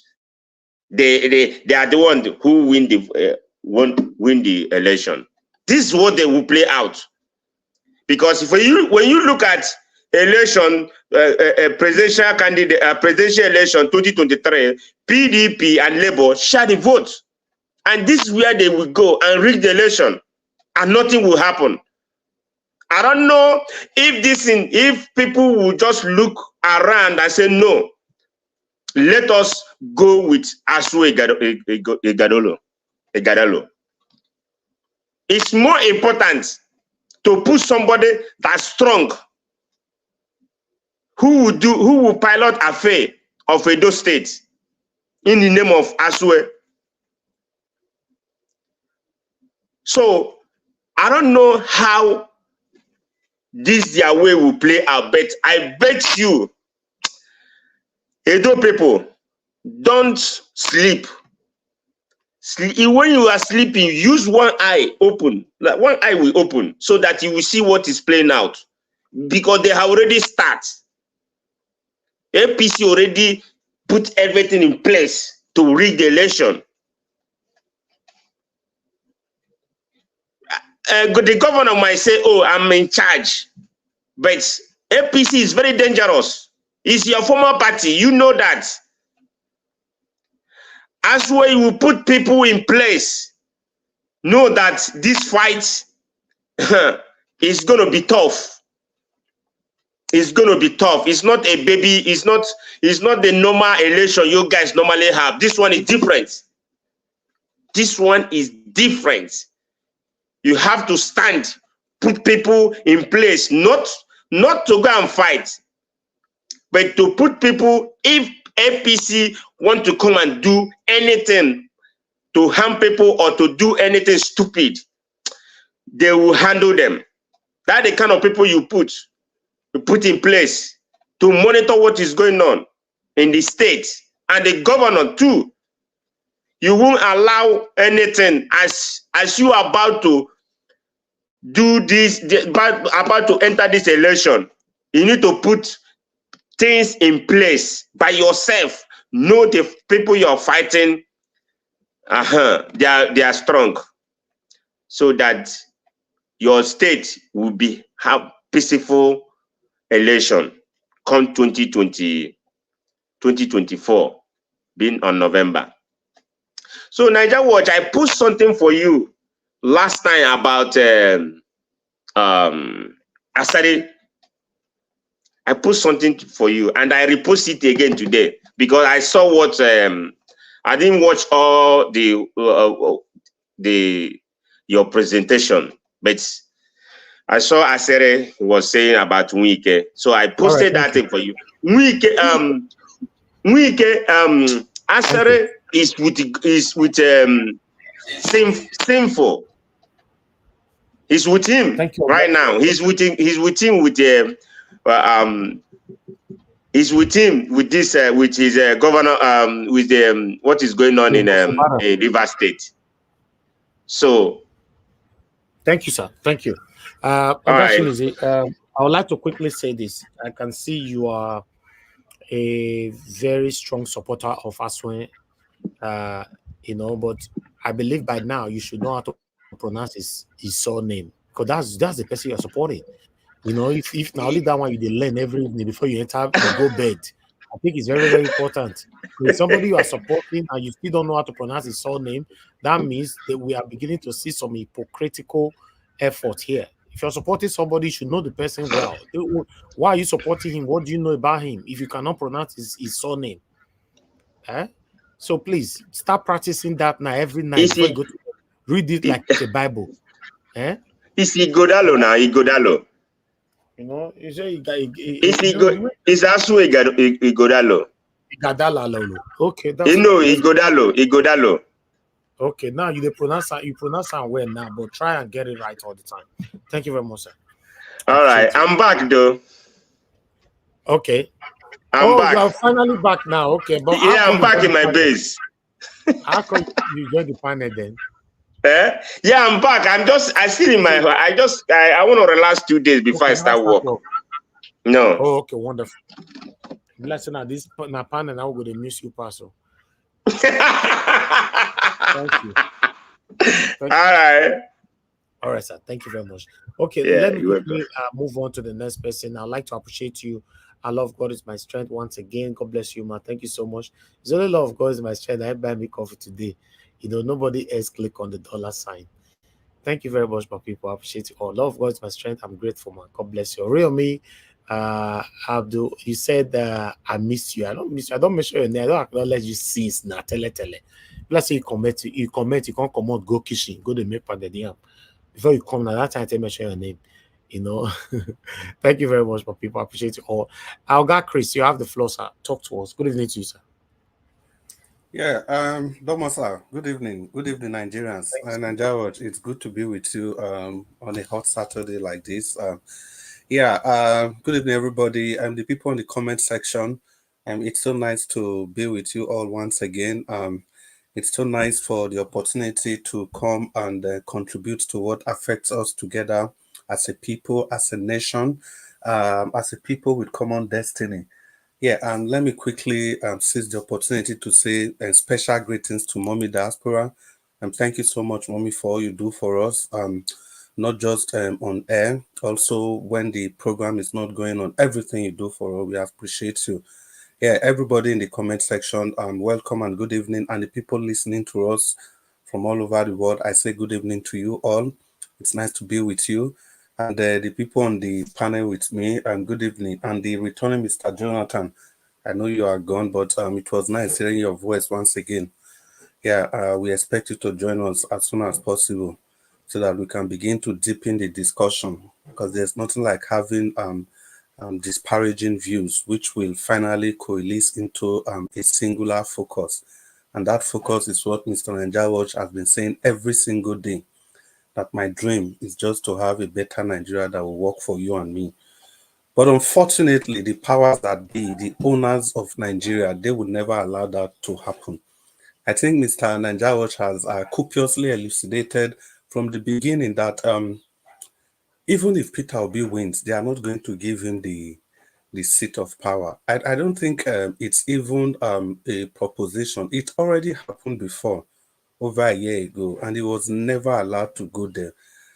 Despite all the propagandas against him, the 4 people tweeting in the room, everything, the man still trumped everybody with the manipulations, the shenanigans. He was still able to get 12 states with every diatribe against this man. If he was still able to win 12 states comfortably, imagine what he would have done if the election was to be free and fair.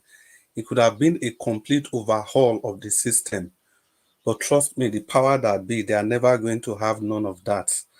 And that is why when some of us say Nigeria is not for you, and you should understand where we are coming from. And Black Panther, you are not here today. You always talk about a new constitution. Now, the current constitution is fraudulent. I agree with you in total. The very first sentence on that constitution says, we the people of Nigeria. How many of you are Abdul Salam Abubakar? How many of you are talk that one? It's not just you and few of your people, few of your goons, few of your dogs, gather them together and you wrote whatever you wrote and you gave to Nigeria. You gave to Nigeria a constitution that ensures that 2/3 of the local governments are located in the north. And we know that our national resources, national wealth are shared by percentage of local governments. And you concentrate 2/3 in the north, whereas the vast majority of funds that this nation generates, the wealth of this nation comes from the south. Can't you see the country itself is just a complete fallacy? So we ought not to really be surprised or are taken aback by the way things are going in this nation. It is exactly how it is designed to be. It is designed in such a way that it is just strong enough to keep the people together, but weak enough to give the people power. So by that kind of arrangement, it means the owners of Nigeria, they can perpetuate themselves in power continuously. Maybe once in a while, somebody from the society, the low-ranking people, you get your breakthrough into this elite group of people that control Nigeria. And funny enough, once these oppressed people, any one of them is able to break into this group, they'll just continue and join the other people that are messing the nation. That is why I always ask any person, any leader that comes to this panel, I always ask them that simple question. Will you bring history back to our school? Because it is only when we know the history of Nigeria, that is when we will know where all of us actually stand in the arrangement of this country. It's on record that every person in Nigeria, we have all been in this geographical space called Nigeria. It's only the group of people, the Fulanis, we must call them by their name, that came from the Futa Jalon. Those are the people that have been causing problem, real problem, with accomplices, of course, obviously from other parts of the country. You know, they've been the one, and they are the fault. So if you talk about colonial masters, it doesn't even bother some of us to know that the Fulanis themselves, they are also colonial masters. But the reason why you don't see them like that is because they have your skin color. That is why you don't see them like that. If you look at what they did in the North, they completely obliterate the people, remove their culture, and they instill their own culture. That's why in the North, it's only a Fulani man that can be an emir. That is colonization at its peak, and they became part of us. The reason I'm just drawing this into this discussion is that if you see the number of these guys that have ruled the nation, they are the highest number. And trust me, these are just a population of like 10 million people. In the whole of the North, they in the 19th state of the North, I think they are governors in 13 states, and nobody shares it with them. And these are the people that have ensured that power will never, ever come to somebody like Peter Obi. Because they know, because I have to call them out, because they know if power gets to somebody like Peter Obi, it's going to change the status quo. And it is the status quo that fits these people, their ego. It fits their greed. It fits their bad governance. What do? They are just a kind of people that, you know, keeps you people educated and allow the vast majority of the people to be uneducated, to be poor. I mean, poverty-stricken, not just poor. And they use these people to unleash mayhem on their opponents. That is their style. Left for every other person, the Hausa man is not your problem. I know it's a very common thing for we in the South to call everybody in the North the Hausa. It will shock you to know that the minorities in the North, they even suffer more than what you guys in the South suffer. But these people are just there completely completely emasculated, not emancipated. That's the thing that's going on, and that's what they intend to spread across the face of Nigeria. Now, the next thing, before you know, 8 years is gone, power has to go back to the North again. And trust me, if power is going back to the North, it has to be another Fulani man or a Kanuri man. Whereas the Hausas that are more in population, they just stay at the background. Because their general aim is to be docile, which is not supposed to be so. That is why there is need for everybody to speak up, to fight for yourself. Because if you don't do that, nobody is going to give you power on a platter of gold. And I think that was where we missed it in 2023. And I hope we'll do better if we are going to be part of this structure, if we are ready to take power from these people. Let's not think it's going to happen by just going to vote, and the processes, the procedures, they must be followed all through and through. Because the way it stands now, they know Peter Obi is the greatest threat to that feeding bottle in their mouth. So how do you expect these people? Is it a Dangote that is going to relinquish power? Is it a Dangote? How much was Nigeria's government contribution to his refinery? $9 billion. And Emefiele opened his maggot-infested mouth to tell us that Dangote has paid over 7 billion of that amount. And right now, the 20% equity stake of Nigeria in Dangote's refinery is gone. It's no longer 20%. I think it has come down to 4%. You see, you take the fund of a nation to enrich one person at the instance of every other, at the instance of 200 million people. And you tell me Nigeria is one. And you tell me that people that are agitating, that they want to leave, that they don't love Nigeria. Who told you Nigeria is one? Who told you? People keep saying gods that Germany, which God join una together? Flora Shaw has suddenly became your god. Flora Shaw was just the girlfriend of Lord Lugard. She woke up one early morning, maybe half drunk. And the next thing she said is Niger area. And that's how you became Nigeria. And you tell him, is that how your God operates?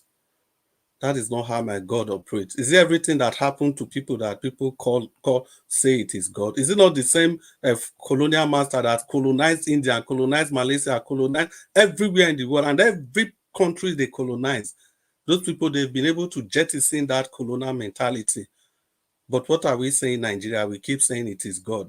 The next election will come. They will do what they have done before, and the British and the US and all of them, they will still support whoever is in power. The earlier we get it clear that these guys don't really care. They just want a stable Africa. They don't want the influx of refugees. They want Africa to be stable in the sense that it will benefit them, not stable in the real sense of it. They want leaders that they can control, people they have their fights, their dossier, people that can do their biddings. Those are the kind of leaders they want for Africa. And if you think that after election, you keep saying British, they didn't do anything, the US, they didn't, you are going to wait for long. You are going to wait for a long time. And if you think these guys are not after Obi or after the Igbos, because they've come to see that the Igbos, they're only the subset of Nigerians that are really out there, that can look at you eyeball to eyeball, that don't have any regard for any kind of power, no matter who you are. They believe in hard work, excellence, and let the mightiest warrior prevail at every time. That is why they are after these guys. If not that, how can you tell me that the likes of Sheikh Gumi has been calling for this protest? Shogore has called for this protest. There are tweets everywhere that Shogore is made. Sheikh Gumi, Islamic clerics in the north, hundreds and hundreds of videos, even very dark man. Every of these persons, they've all talked about the protest. But yet, a certain 70-year-old man, 70-year-old Twitter user comes to tell Nigerians that this is about Peter Obi, it's about the obedience. They want to remove Tinubu from power. That the effect, like Nigeria was saying earlier, that if you read everything that man wrote, you can't even bear it. You can't even finish the reading. I had to come back to be reading that in bits and pieces. I'll be reading and I'll get so angry, I'll leave. Go and look for any other thing to do. I'll come back again and read, hoping that what he wrote there would change. But it's the same thing. You see a complete hatred against a people that the only thing they have done is that they want good governance. They want excellence. Imagine the people you so repressed that after the Civil War, you gave 20 pounds. That was what the Igbos got. Imagine the people that have gone through that war. Look at them today, after how many years? Are they not arguably still the prosperous group in the nation? And you don't allow those people to come to power. You are blocking it in every way. And you see the sufferings, the killings. Look at the level of education. In the Southeast, look at every indices of human development. It is best in the Southeast. So technically, when they say Nigeria is the capital poverty, the poverty capital of the world, or the level of education is what's this, the under 5 mortality rate, all those indices, they are coming from the north. So if you remove the north from Nigeria, you see that the indices of development in Nigeria will skyrocket immediately. Then you have loads and loads of people. That's why they say Buhari is a great leader. A great what?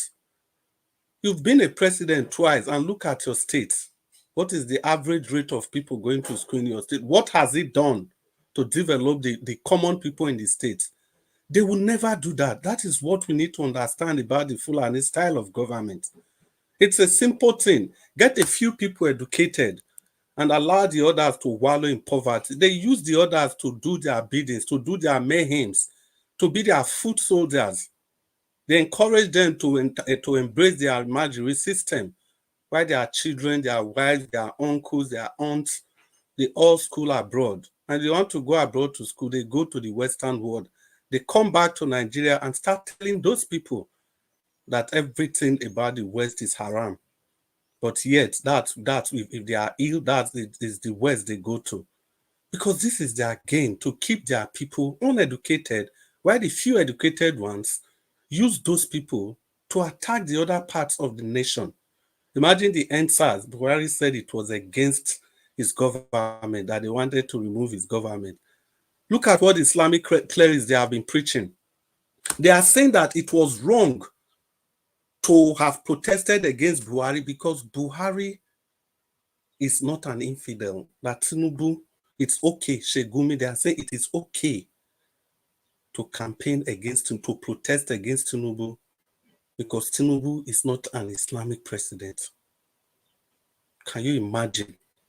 Can you imagine the level of whitewash? And you think it's these same people you are going to deal with? It's like fighting with a pig. It's like you descend into the arena. At the end of the day, they will beat you silly because they know how to dwell in dirty waters. Those are the people you want to do election with and expect a free and fair election.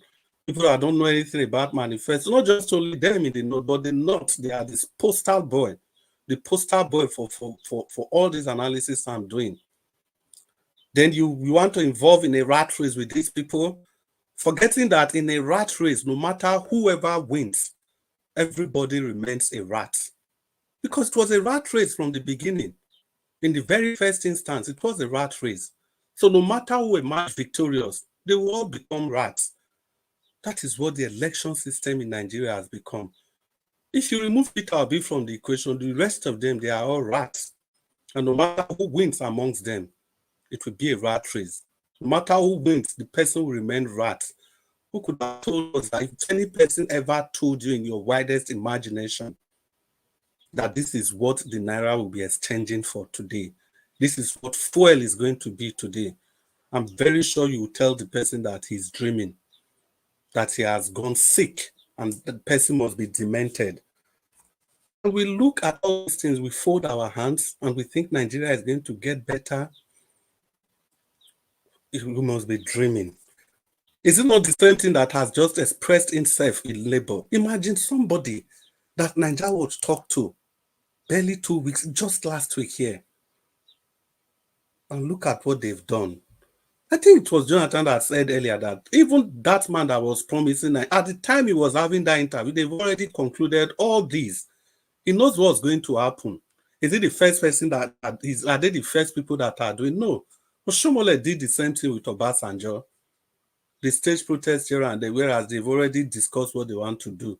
It's even better we are hearing this man's name. There is another one, Abdul Wahid Omar. That was there 2007 to 2011 or thereabouts. That was how he was just there. It's only when it's time to get something from the government, that's when they talk and talk and talk and talk. We even have Ayuba after him. There was Ayuba that was there as the NLC chairman.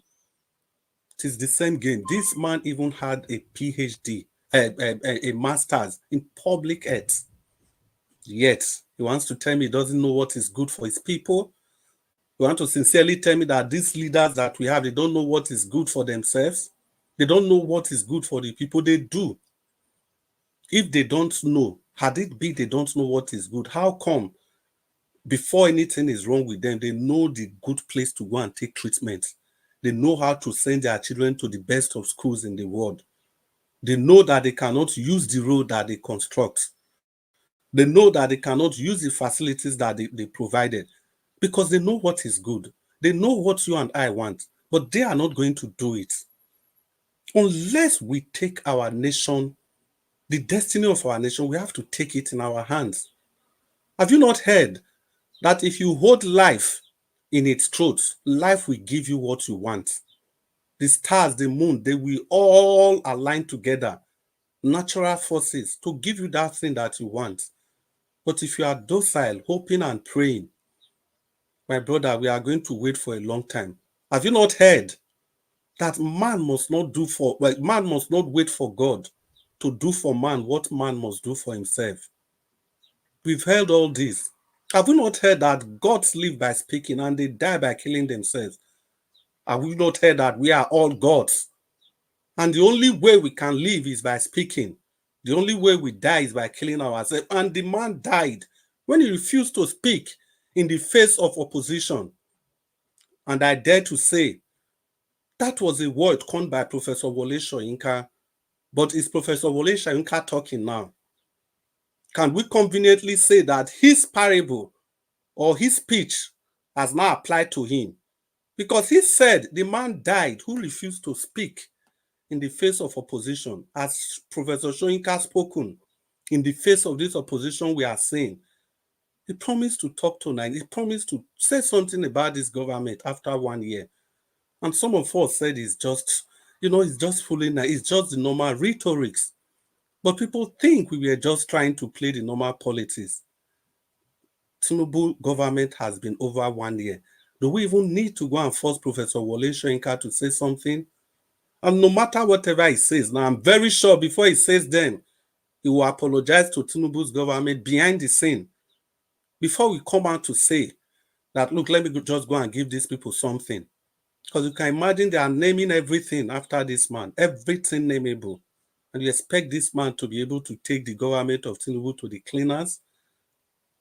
Like Nigeria was said in his monologue, in his analysis, that if Peter Obi wins, they are never going to give him. And don't forget, this same Professor Wole Soyinka already told you all, already told Nigerians that Peter Obi shouldn't contest again. What a statement. You have somebody like Peter Obi and a professor, for that matter, comes out to say that Peter Obi shouldn't contest again. This is the same professor that called Jonathan's wife Sheepopotamus, a sitting president's wife. He called her a Sheepopotamus because you people feel Jonathan was not doing the best thing for the nation. And yet, look at what's going on. Where are the voices? Where are the Ojota voices? Where are the musicians? Where are the cash activists, not activists? Where are they? All of a sudden, they've all gone mute. They've all lost their sense of belonging.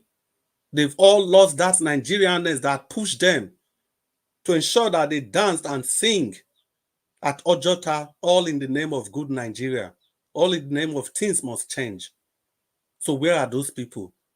So has Nigeria suddenly changed for good for them?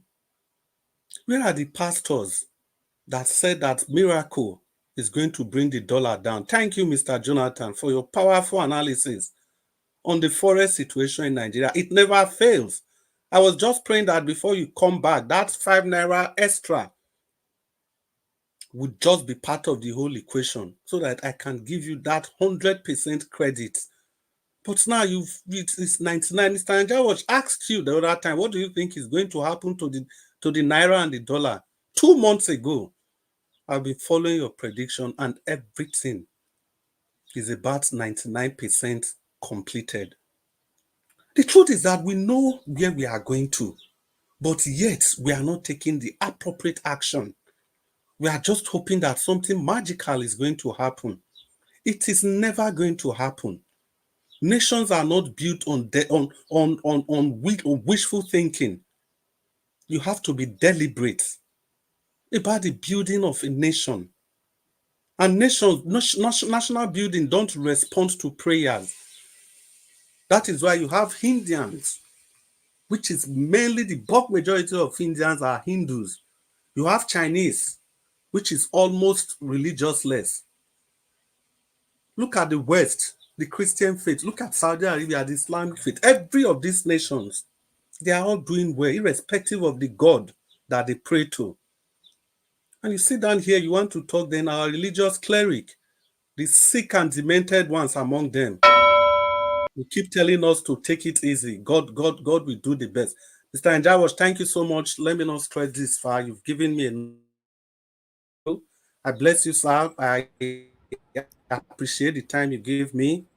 Yeah, I really do appreciate. Thank you so much. Thank you. And God bless you, sir. Thank you. Thank you very much, Oga Chris. Thank you, sir. I appreciate you. You see, I'm happy that you align with me on my submission earlier on, about Peter Obi, is the fact, So these people will not allow Peter Obi to rule. I know some of you will be casting and be binding now when you are hearing things like this. We rebuke, we forbid, we cast, we do this. Remember that people have been forbidding and be casting before you were born. You were born, yes. Any age you did right now, people were already forbidding and casting in Nigeria before you were born, and Nigeria is still never better. So we have to face the reality rather than casting and binding. These people, with the way they take carry themselves, they're not going to allow Peter Obi to rule because they know say Peter Obi will pay back. Obviously, you and I know Peter Obi will certainly pay back. If you allow Peter Obi to become the president of the Federal Republic of Nigeria today, Peter Obi will pay back. And these people know. The way you know, they know. So you say me the letter and rule, Abi.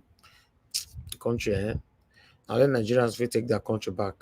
But meanwhile, I'd like us to move on. Mr. Johnson Emmanuel, thank you very much for your super chat. I'm very, very grateful.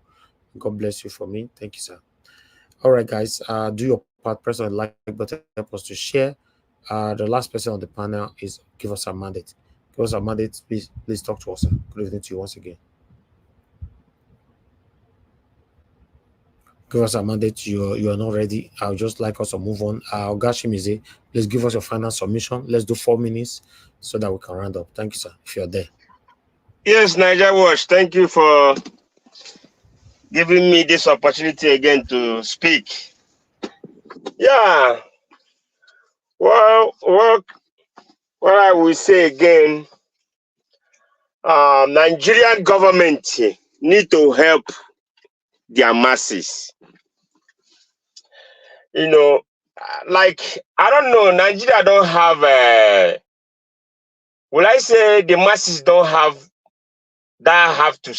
have mouth to say again, because the people supposed to speak for the masses, the Jagaban already bought them all. If you want to speak or you want to go against him, he will call you and give you your own portfolio, and you go and you shut your mouth up. You see? So this is the thing there. We are talking about 2027, and he already put his way in already. That's the way. That is it. He already put his way in. When we come out and talk, saying about 2027, I don't know how. I pray that God will keep us alive and we see how everything gonna play out. But the masses need to, by themselves, the Nigerians need to wake up. They have to wake up. It's hard time. They will say enough for this. I know people in social media don't care. The people that make money, some of them that make money from social media, the content creators, all of them, they don't care all this. The average of Nigeria passing through, or the people doesn't have enough data, or they don't have way to get into the social media or do one or two. So the hunger is too much. I spoke with my mother yesterday and today. He said, but the hunger is too much. So Nigerians need to wake up. No one's gonna do this for you guys, unless you can never say the people in diaspora should come back and help you guys. We can never come back. No, we can't. Because so many people out there want to do evil for even the people staying here in diaspora. You are looking way to kidnap them if they come back. The people that doesn't want to work. I know there is work, but some people don't want to work. But Nigeria need to wake up, get up and say, no, we have to take this we have to take this thing into our hand. We have to go into the street and do the needful and exercise our franchise, which is protest. It's your right. so that the government will know that what they are doing is bad. If government, if the masses is not waking up, not getting up, not doing anything, remain only talking at the way we speak, the way we talk here. And talking is good, but then they need to do the needful on the ground. Because we talk, yes. We are not hungry. Yes, we are not hungry here. We go about our businesses, our works. Then we will make ourselves comfortable here. We are comfortable here. Everybody in this platform is comfortable. But you back home, you will say, "Oh, you guys will come back. Oh, come and protest. Oh, this one." I don't know. You guys, it can't continue saying that. And when your hungry is biting you, hitting you and your family, you okay? 70,000 naira minimum wage. Does it gonna go a long way with you? If you have a car today, how much you're fueling your car?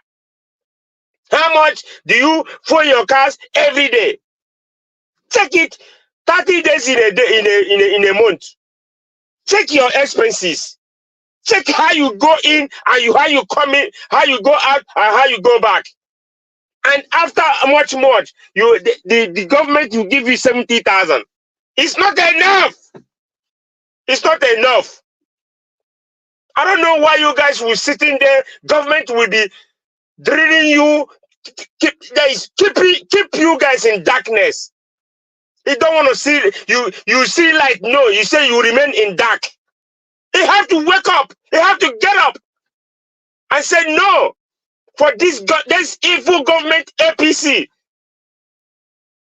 I tell you, I say PDP have human feelings. I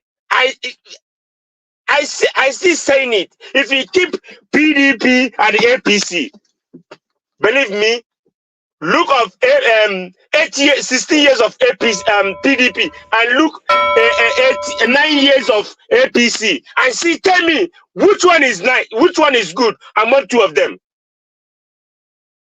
So, neither word. Thank you.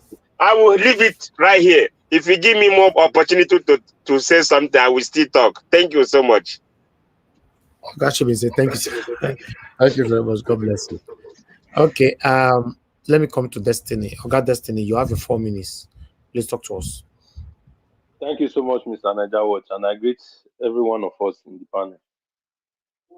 It is a situation right now. We don't even know where to start from, and where not to start from, because they take us as fool, and we give them the opportunity to always take us as fool, because I have blamed the government enough. But right now, I'm not sure I will be blaming the government anymore. I will blame mostly our brothers and sisters back home, because they have the power, they have everything. Okay, now let's just say, if you guys cannot do it with protests and everything, time of election, why don't you guys do it? They will still bring the 1,000 to 2,000, you guys will collect it. And you guys are suffering. No one of them that will reject those money. So I think it's high time we stop blaming all the government, blame ourselves, because we are now the problem. Because all these people are doing everything. When the time of election, we'll collect all those change.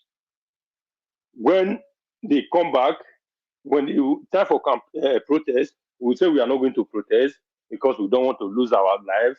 This one. But okay, now, time of election, we know that if we all stand up and say this is who we are going to vote for, I believe it is very difficult for them to kill everyone there in that polling unit.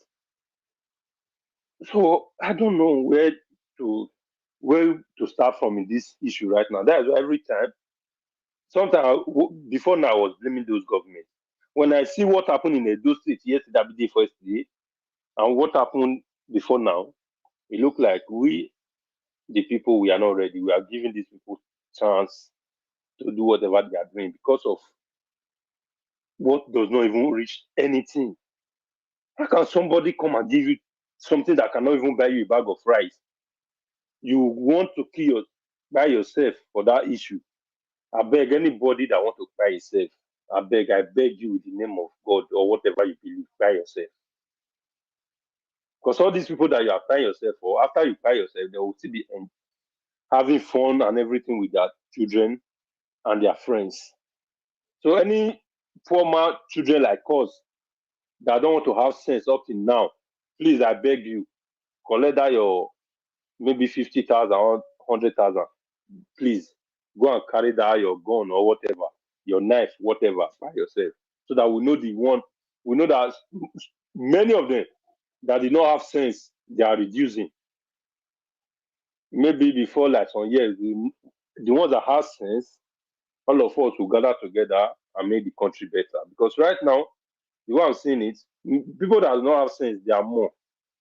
I can every time this labor union, I can never talk about them again, because when that man came to that arise, he was talking. I never see any reasonable thing that he said. If Tinubu open on the mouth and tell you that it's because of something like this, that is why he want to remove fuel. Why don't you ask this man? Okay, what of the fuel subsidy that you removed before? Where is it? What is happening? You came here to tell us, because you know that we Nigerians, some of us, whatever they tell us, we always believe. We don't even think to know that what this person is saying is lying or not. We don't think.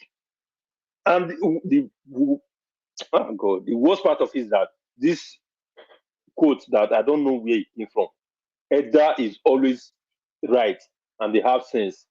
And we forget that when we are growing up that time, they'll say, this person does not have sense, so don't go close to him more. It will make you like this. He doesn't do well. He's stubborn this. And okay, when he grow up now, the sense just come out automatically. And now you ask us to respect everybody. When we know that there are some elder that does not even have sense, even when they are still coming up, see when they become an elder. Must we take everybody like this Pebble or whatever they call itself?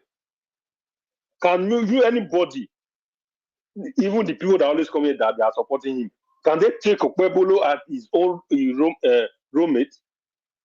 He said, this is my roommate, this is the person I always imitate. I want my daughter or my son to be like Okpebolo. If you are talking, we don't always think. No normal human being that will say that I want my daughter to be like Okpebolo. But you come here because of I know I am not there. I don't know if they give anybody money, but within my spirit and everything, nobody is supporting Okpebolo with free. Because if you cannot pray for your son, anybody that come here, I will ask him if you will pray that his son or his daughter will be like Okpebolo. You come here and tell us that you are supporting Okpebolo. We feel just like some people supported this according to my brother, give us our mandate. You said drug barrier. Supporting, can you pray for your son to be like that man? You not pray for that, and you will be supporting something like that. Then you come here and tell us that I did not collect money, I did not even know Pebolo, I did not even know Jagaba, I was just supporting him because I know he can do the work. What are you saying? Who are you deceiving? Stop deceiving yourself, because we here, you are not deceiving us. Even many of our listeners, you are not deceiving them. That just came without sense. We know, already all of us know. Even you that is supporting him because of the small change you collect. Like the man that said he went to Edo State to collect $5,000. Which me, I even know that man did not even go to Edo State without collecting anything. That is just the truth. Can you pray for your son or your daughter to be like that man? We just come here, talk, supporting something that we are not supposed to support. Supporting person, this man is like this man. Man. Thank you, Mr. Niger Watch. All right, Mr. Destiny, thank you, sir. Thank you for your time with us today. I appreciate you. It's not easy to do this every day. I appreciate every one of you that is being consistent or coming in whenever you can. I appreciate you all. I'm gonna God bless you now. I would like to quickly appreciate Madam Bella Naomi. Thank you very much, Madam, for your super chat earlier on, and thanks for always being there. Your encouragement, I appreciate you, man. God bless you. Okay, Oga Chris, please your final submission so we can round up. Sir. Yeah, Mr. Nanjawat, once again, thank you so much.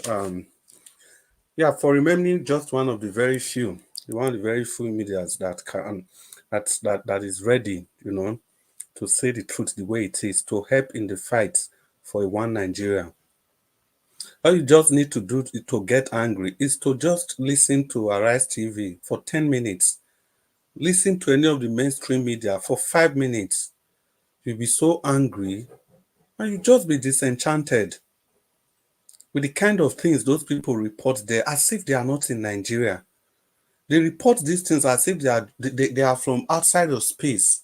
They are talking to people in Nigeria as if they don't have friends, they don't have family members that go to this same market that every other person goes to. Look at what the cost of food has become in Nigeria. Just look at.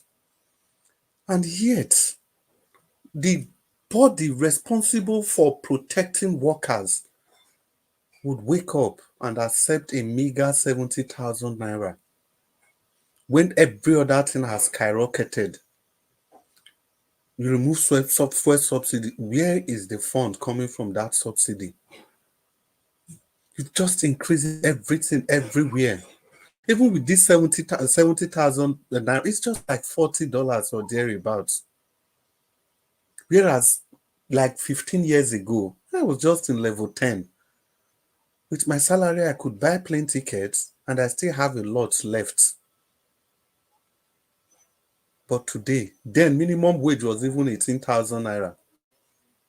But today, with 70,000 naira minimum wage, you can't even use your minimum wage times 5 to buy a plane ticket. And yet, we said, my brother also keeps saying, I don't understand. And the other thing my brother said is that, there's this thing people keep saying, the elders don't, they are wise. No, you can have a little boy that has been a thief and the person will grow up and become an elder. It doesn't automatically mean that anything he says is from the Bible or anything he says is the law because he's now an elder. No, you can respect that person for his age. That should be it. That should be it. If he speaks wisdom, okay, fine, you listen. But if he doesn't, you cannot now say because he's 80 years, then you have to listen to everything he's saying. Like Professor Wole Soyinka said that Peter Obi shouldn't contest in 2027, that he's not fit. You know what that word means? Of course, Peter Obi is actually not fit to be the president of the nation because he's not that kind of person they want. They know the kind of people they want. The everyday people, the yes man people, the yes sir people.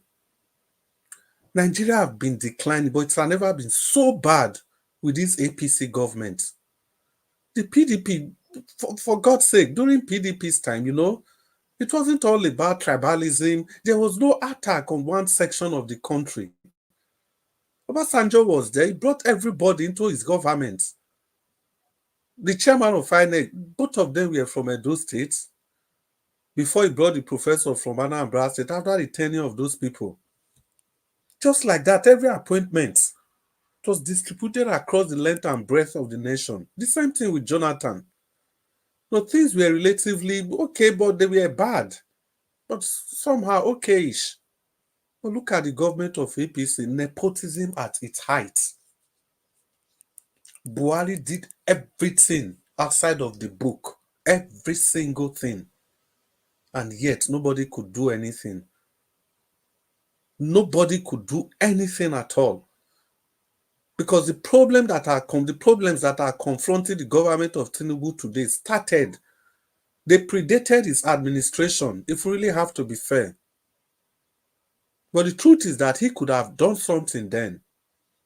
He was part of the people that prevented, the people that would have stopped this massive looting, this bloodletting from continuing. But yet they wanted Buhari to just finish his tenure so that they can come in. so that they can exercise that right of a Milokon. And that is actually what they achieved with that. They achieved it and it worked perfectly for them. And that is why the rest of Nigeria is a captured state. These people know exactly what they are up to. The next is talking about sharing 25 trailer loads of rice, treating your people like common beggars. The people you are supposed to govern, treating them like beggars. There are no funds to do things, but they do all these things and they rub it right in our faces. Imagine none of these people, despite how bad this situation, none of them has even decided to take a pay cut, at least. Just show solidarity with the people. They've not reduced anything they are doing. They still fly their private jets. They still go to their hotel houses in Saudi Arabia, in Dubai, in Spain, in Lanzarote, everywhere around the world. In the Caribbean, they still enjoy themselves. But yet they keep telling the people that are already dead to keep trying. Just like Diallo said, how do you expect me to survive when I have how many 100 shots by my side? How? How do you expect the common man to survive when you have completely deprived him of everything, no dignity at all? People that ordinarily would not beg, everybody is turning to a beggar, literally, in the country. You know, Mr. Anjawaj that said here that 2 days ago, and he just made a comment, what can 20,000 naira do for you? And boom, everybody coming. That is to tell you how they have thrown the people they are supposed to protect, their sanctity. And don't forget, when people start living on begging, they can do anything. You can use them to do anything. It only takes the grace of God for a few of them to be able to still stand, to maintain their human dignity. When you remove the economic power from a man, what else is left of him? Nothing. That is exactly the plan of these people. They make everybody suffer so much, then later they give you a little and you start clapping for them. That's why some of us find it very appalling that we don't just go about praising any government because they've done one or two things. We must have to look at the complete picture, the big picture. That is where we set our focus on. That is why we keep criticizing, not until a critical mass of people is taken care of. Let's even assume the minimum wage is 150. What about the informal sector?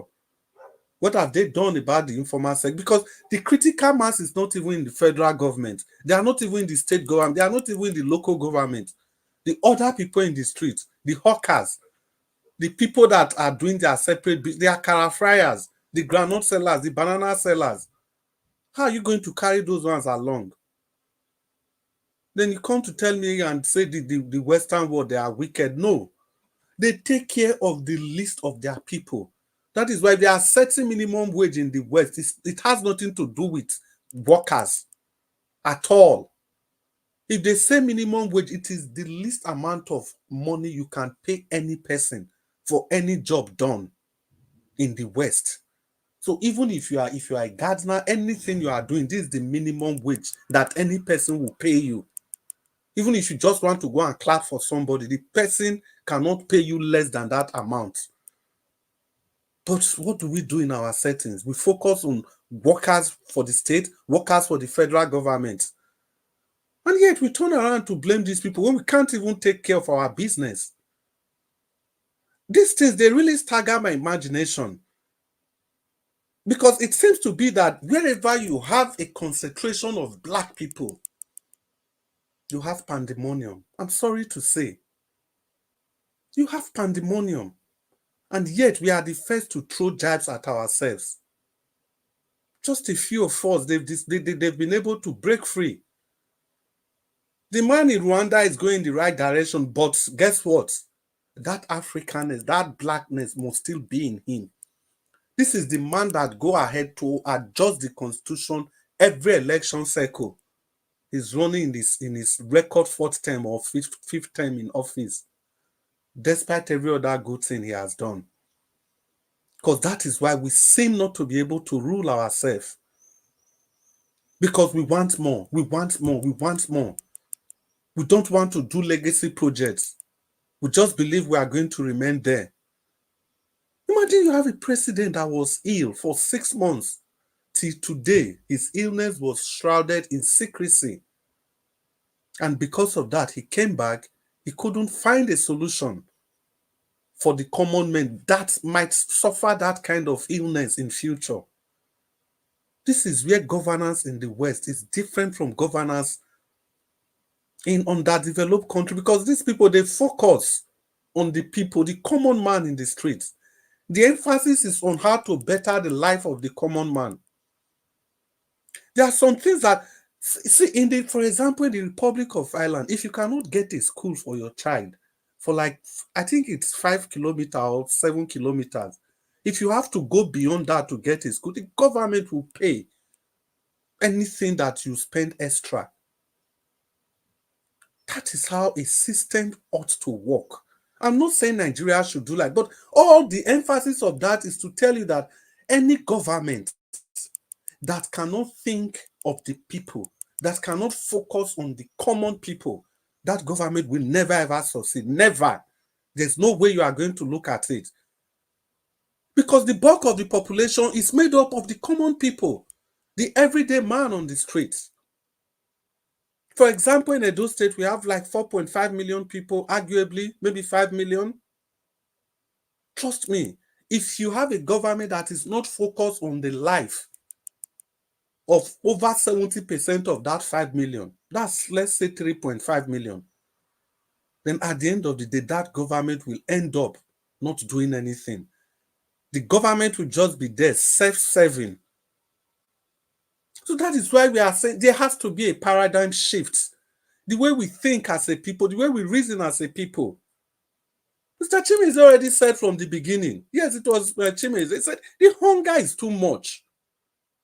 And you want people that are in overseas to come down to fight for you. Sometimes if I look at these values, sometimes I think it's not even real. I think I'm dreaming. You say they tell you this one is 4,000. To do this one, just one egg, one piece of egg is over how much? 200 or 300 naira? I don't know why people are still just the way they are. You are still trying to convince the people to do something.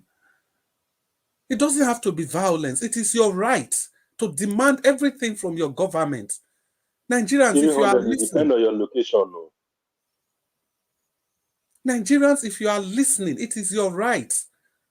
Nobody is saying you should bring down your government, but it's your right to express your pains, your frustration. You are just only sending a message to your government peacefully.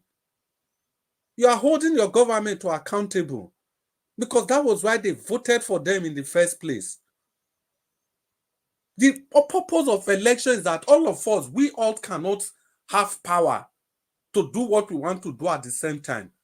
So every time you go to vote, what you are actually doing when you vote is that you are giving your power.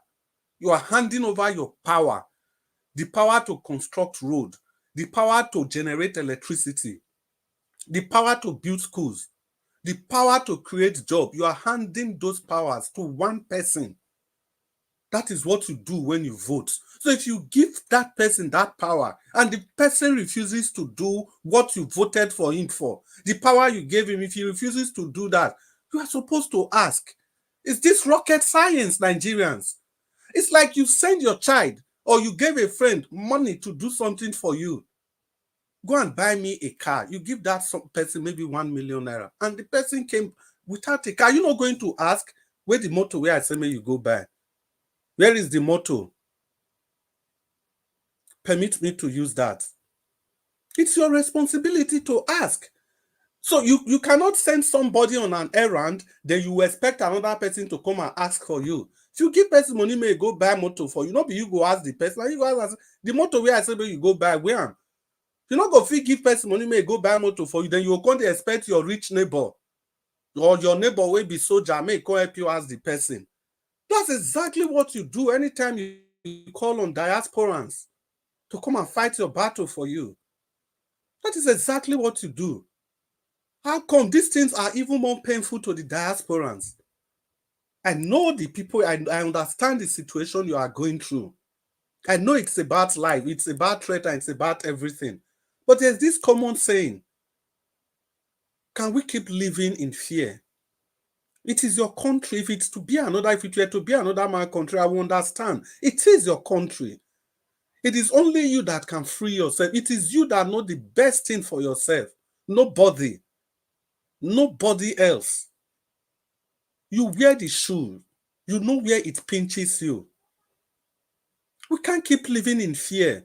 Like somebody said, even though I didn't die, but nothing of life remained in me. So that is as good as dead but living. I've seen images where they have to sell yams in peace, in cut sections, like something you want to use in the laboratory. It is so sickening. Instead of Nigerians to find solution, we are digging holes.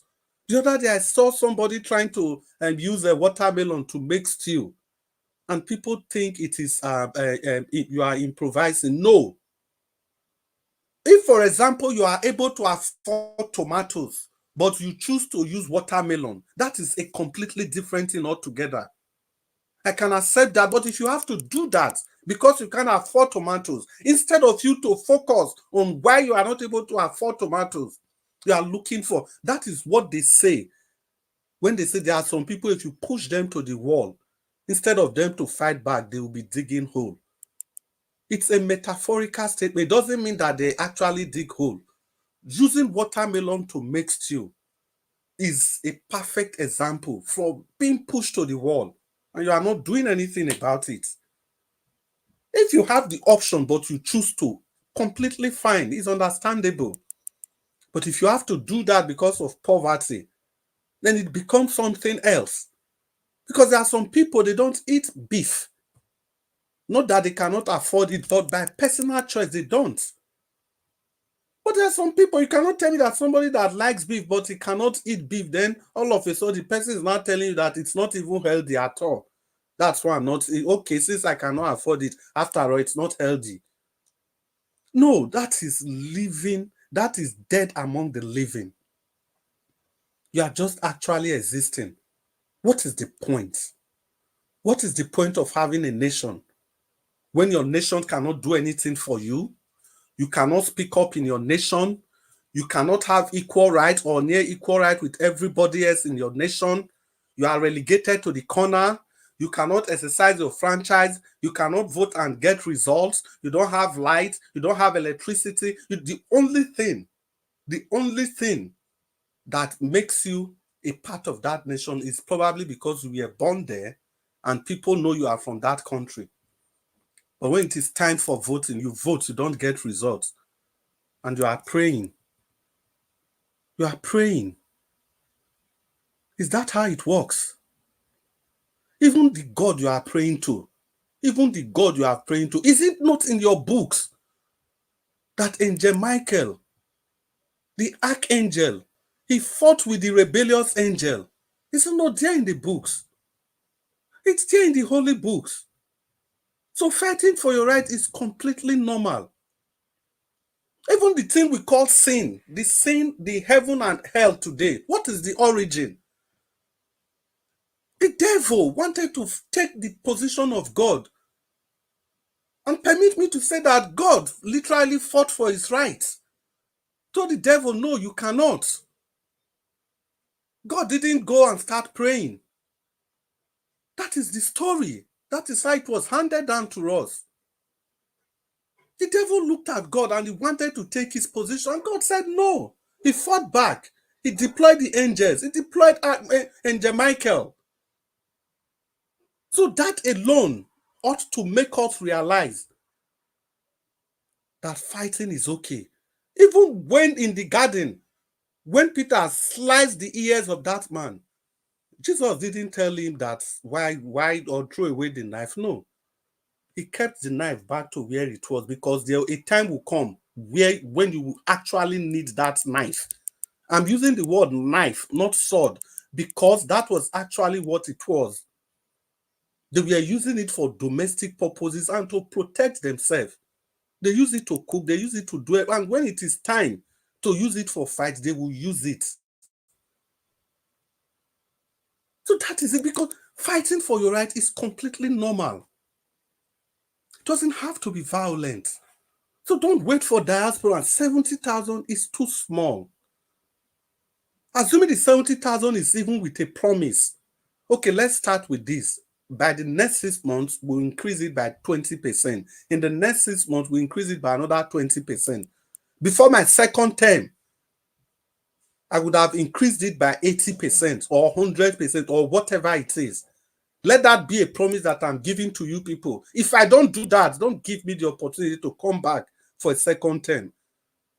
That is how leaders that mean well for their nation, that is how they talk. And moreover, did this man, this NLC chairman, did he consult with the people? Was there any consultation with the people that he leads to tell them that people, see what I don't try reach, oh, now 70,000 a year we can't talk and reach, oh, una want? If he actually mean well for the people that he leads, then imagine this one gets to power tomorrow. Imagine what he's going to do. Now you have the opportunity to fight for your people. You have everything all made, all cut out for you. You almost have nothing to lose. 2 weeks ago, they were in Switzerland with the workers' funds, with the dues they collect from the workers. Even with Osifo, I saw all of them in Switzerland. But yet, they cannot fight for the people. The people they claim they are leading. To be honest, I have to quote Mr. Onsu the second time. I don't understand. When Mr. Onsu keeps saying he doesn't understand, you can think he's just repeating it, but he's saying the truth. How can you actually understand that?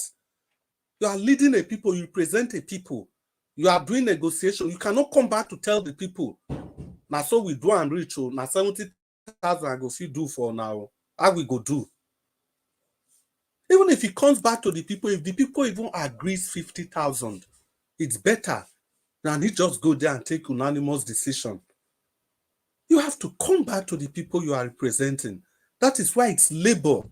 If labor organization, if they can't even do anything for the common man, then you expect the bourgeois in power, the capitalists in power, the people that believe everything is about, when you expect those ones to come and do something for you. And with the level of destruction, with the level of criminality, with the level of corruption, with everything they have done, it will only take a supernatural power to put Peter Obi there in that #1 seat.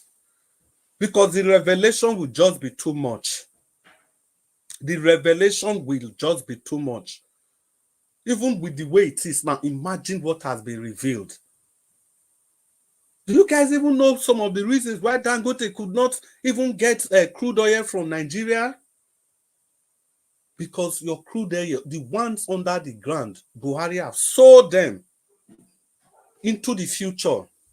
So even if Dangote wants to buy, he has to go and buy from those people at the prevailing market price. At the prevailing market price. Because when they were signing that deal, Osibajo was the president. But they neglected him. They took the agreement to Buhari in his sick bed in the UK. That is how badly you people have run your country. And let's not forget, we have to say this for people to know. I am not Igbo, I am not Biafra, but do you guys know when Buhari was in Nigeria House in the UK, do you guys know the people that went there to chase him out of that place before he came to Nigeria? If you have forgotten, Buhari didn't just wake up and started coming to Nigeria. People went to go and embarrass him there in Nigeria House in the UK. They went there to embarrass him and he had to leave. He had to leave the following day. I'll leave you with a little assignment by yourself. Let me continue what I'm saying. Go and find out the percentage of people that were there to chase that man away. And these are the same people you castigate at every point in time. What have they done to you? These are people that just mean well for the nation. We keep talking about one Nigeria, but these are the people that are actually joining the nation together.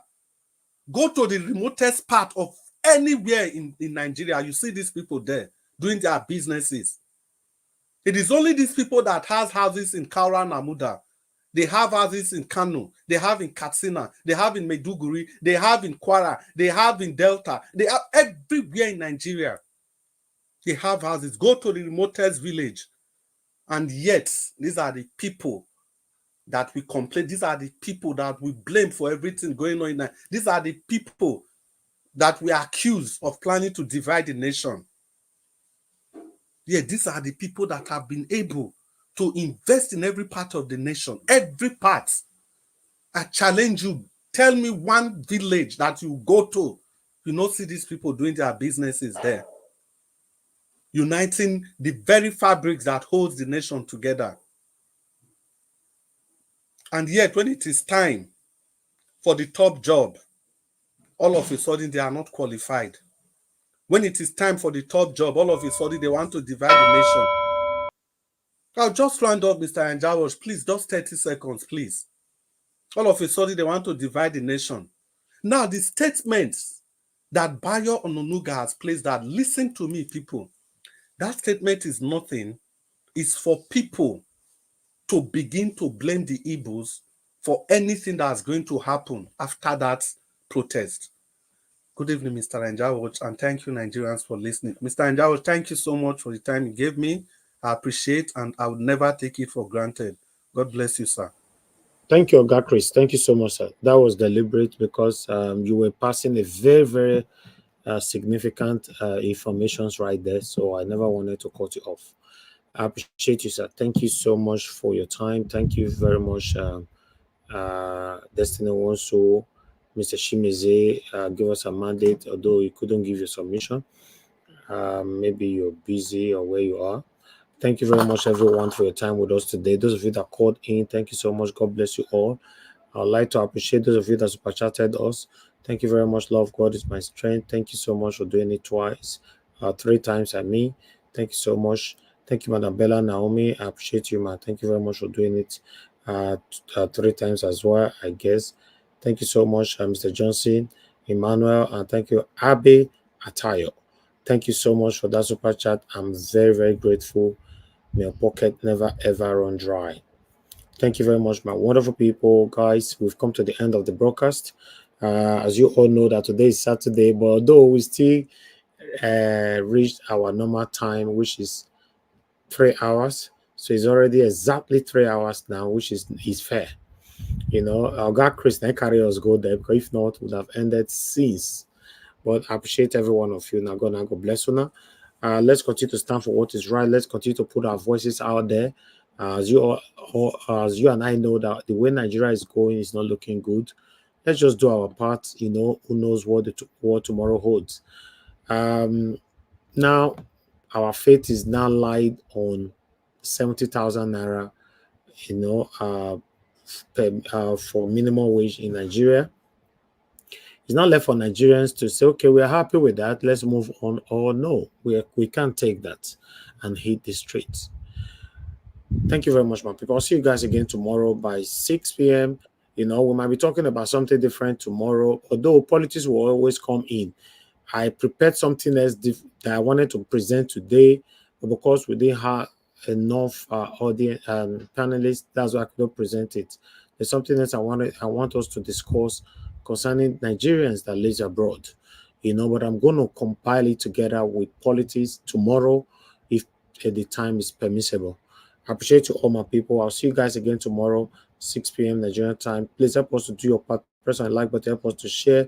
Mother of all, Mommy Diaspora, thank you very much, Mommy. I appreciate you always for all you do. Thank you, Patrina, for my dear sister. I appreciate you. Thank you, Love God is my strength. Oriami, Oluwashego, Abdul, Rosie Ayosh. Thank you, Peggy Modi. Thank you very much. Madam Bella Naomi, thank you very much. Patience Idemudia, thank you, my people. Love God is my strength. Stella Masavedo, Kingsley Ogeria, God bless you all, my people. Thank you very, very much. Thank you, Abe Atayo, once again, and many others right there. Oga Chris, thank you once again as well. I'll see you guys tomorrow. Like I said before, let's do our part. Press on the like button and help us to share. Good night and bye for now. No more bad government in Nigeria. Nigeria what? The only media that have been consistent speaking against the bad government and for the purpose for reformers. Nigeria what, yo?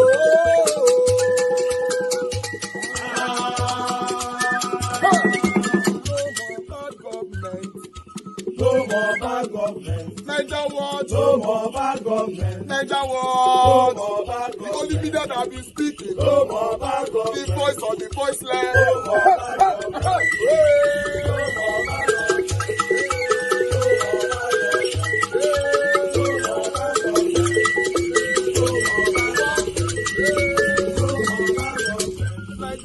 No more bad government. For the poor, no more bad government. Niger what? No more bad government. Niger what be here? No more bad government. No more bad government. No more bad government. In Nigeria, no more bad government. No more bad government. No more bad government. The only media, the number one media in Nigeria, no more bad government. That have been speaking against government. No more bad government. Niger what? No more bad government.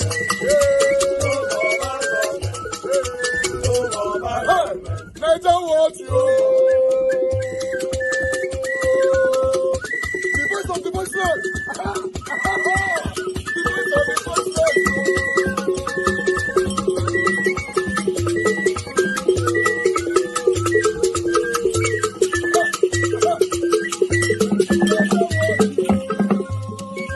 Voice for the voiceless. Voice for the voiceless. Niger what? Voice for the voiceless. Niger watch media. The only media that have been speaking against bad government. Being consistency since 1944. Voice for the voiceless. Voice for the voiceless. Umuwame. Voice for the voiceless. Umuwame. Voice for the voiceless. Voice for the voiceless. Voice for the voiceless. Voice for the voiceless. Voice for the voiceless. Voice for the voiceless. Niger watch you. We have been seeing all you guys have been doing, and we recommend to everyone in Nigeria.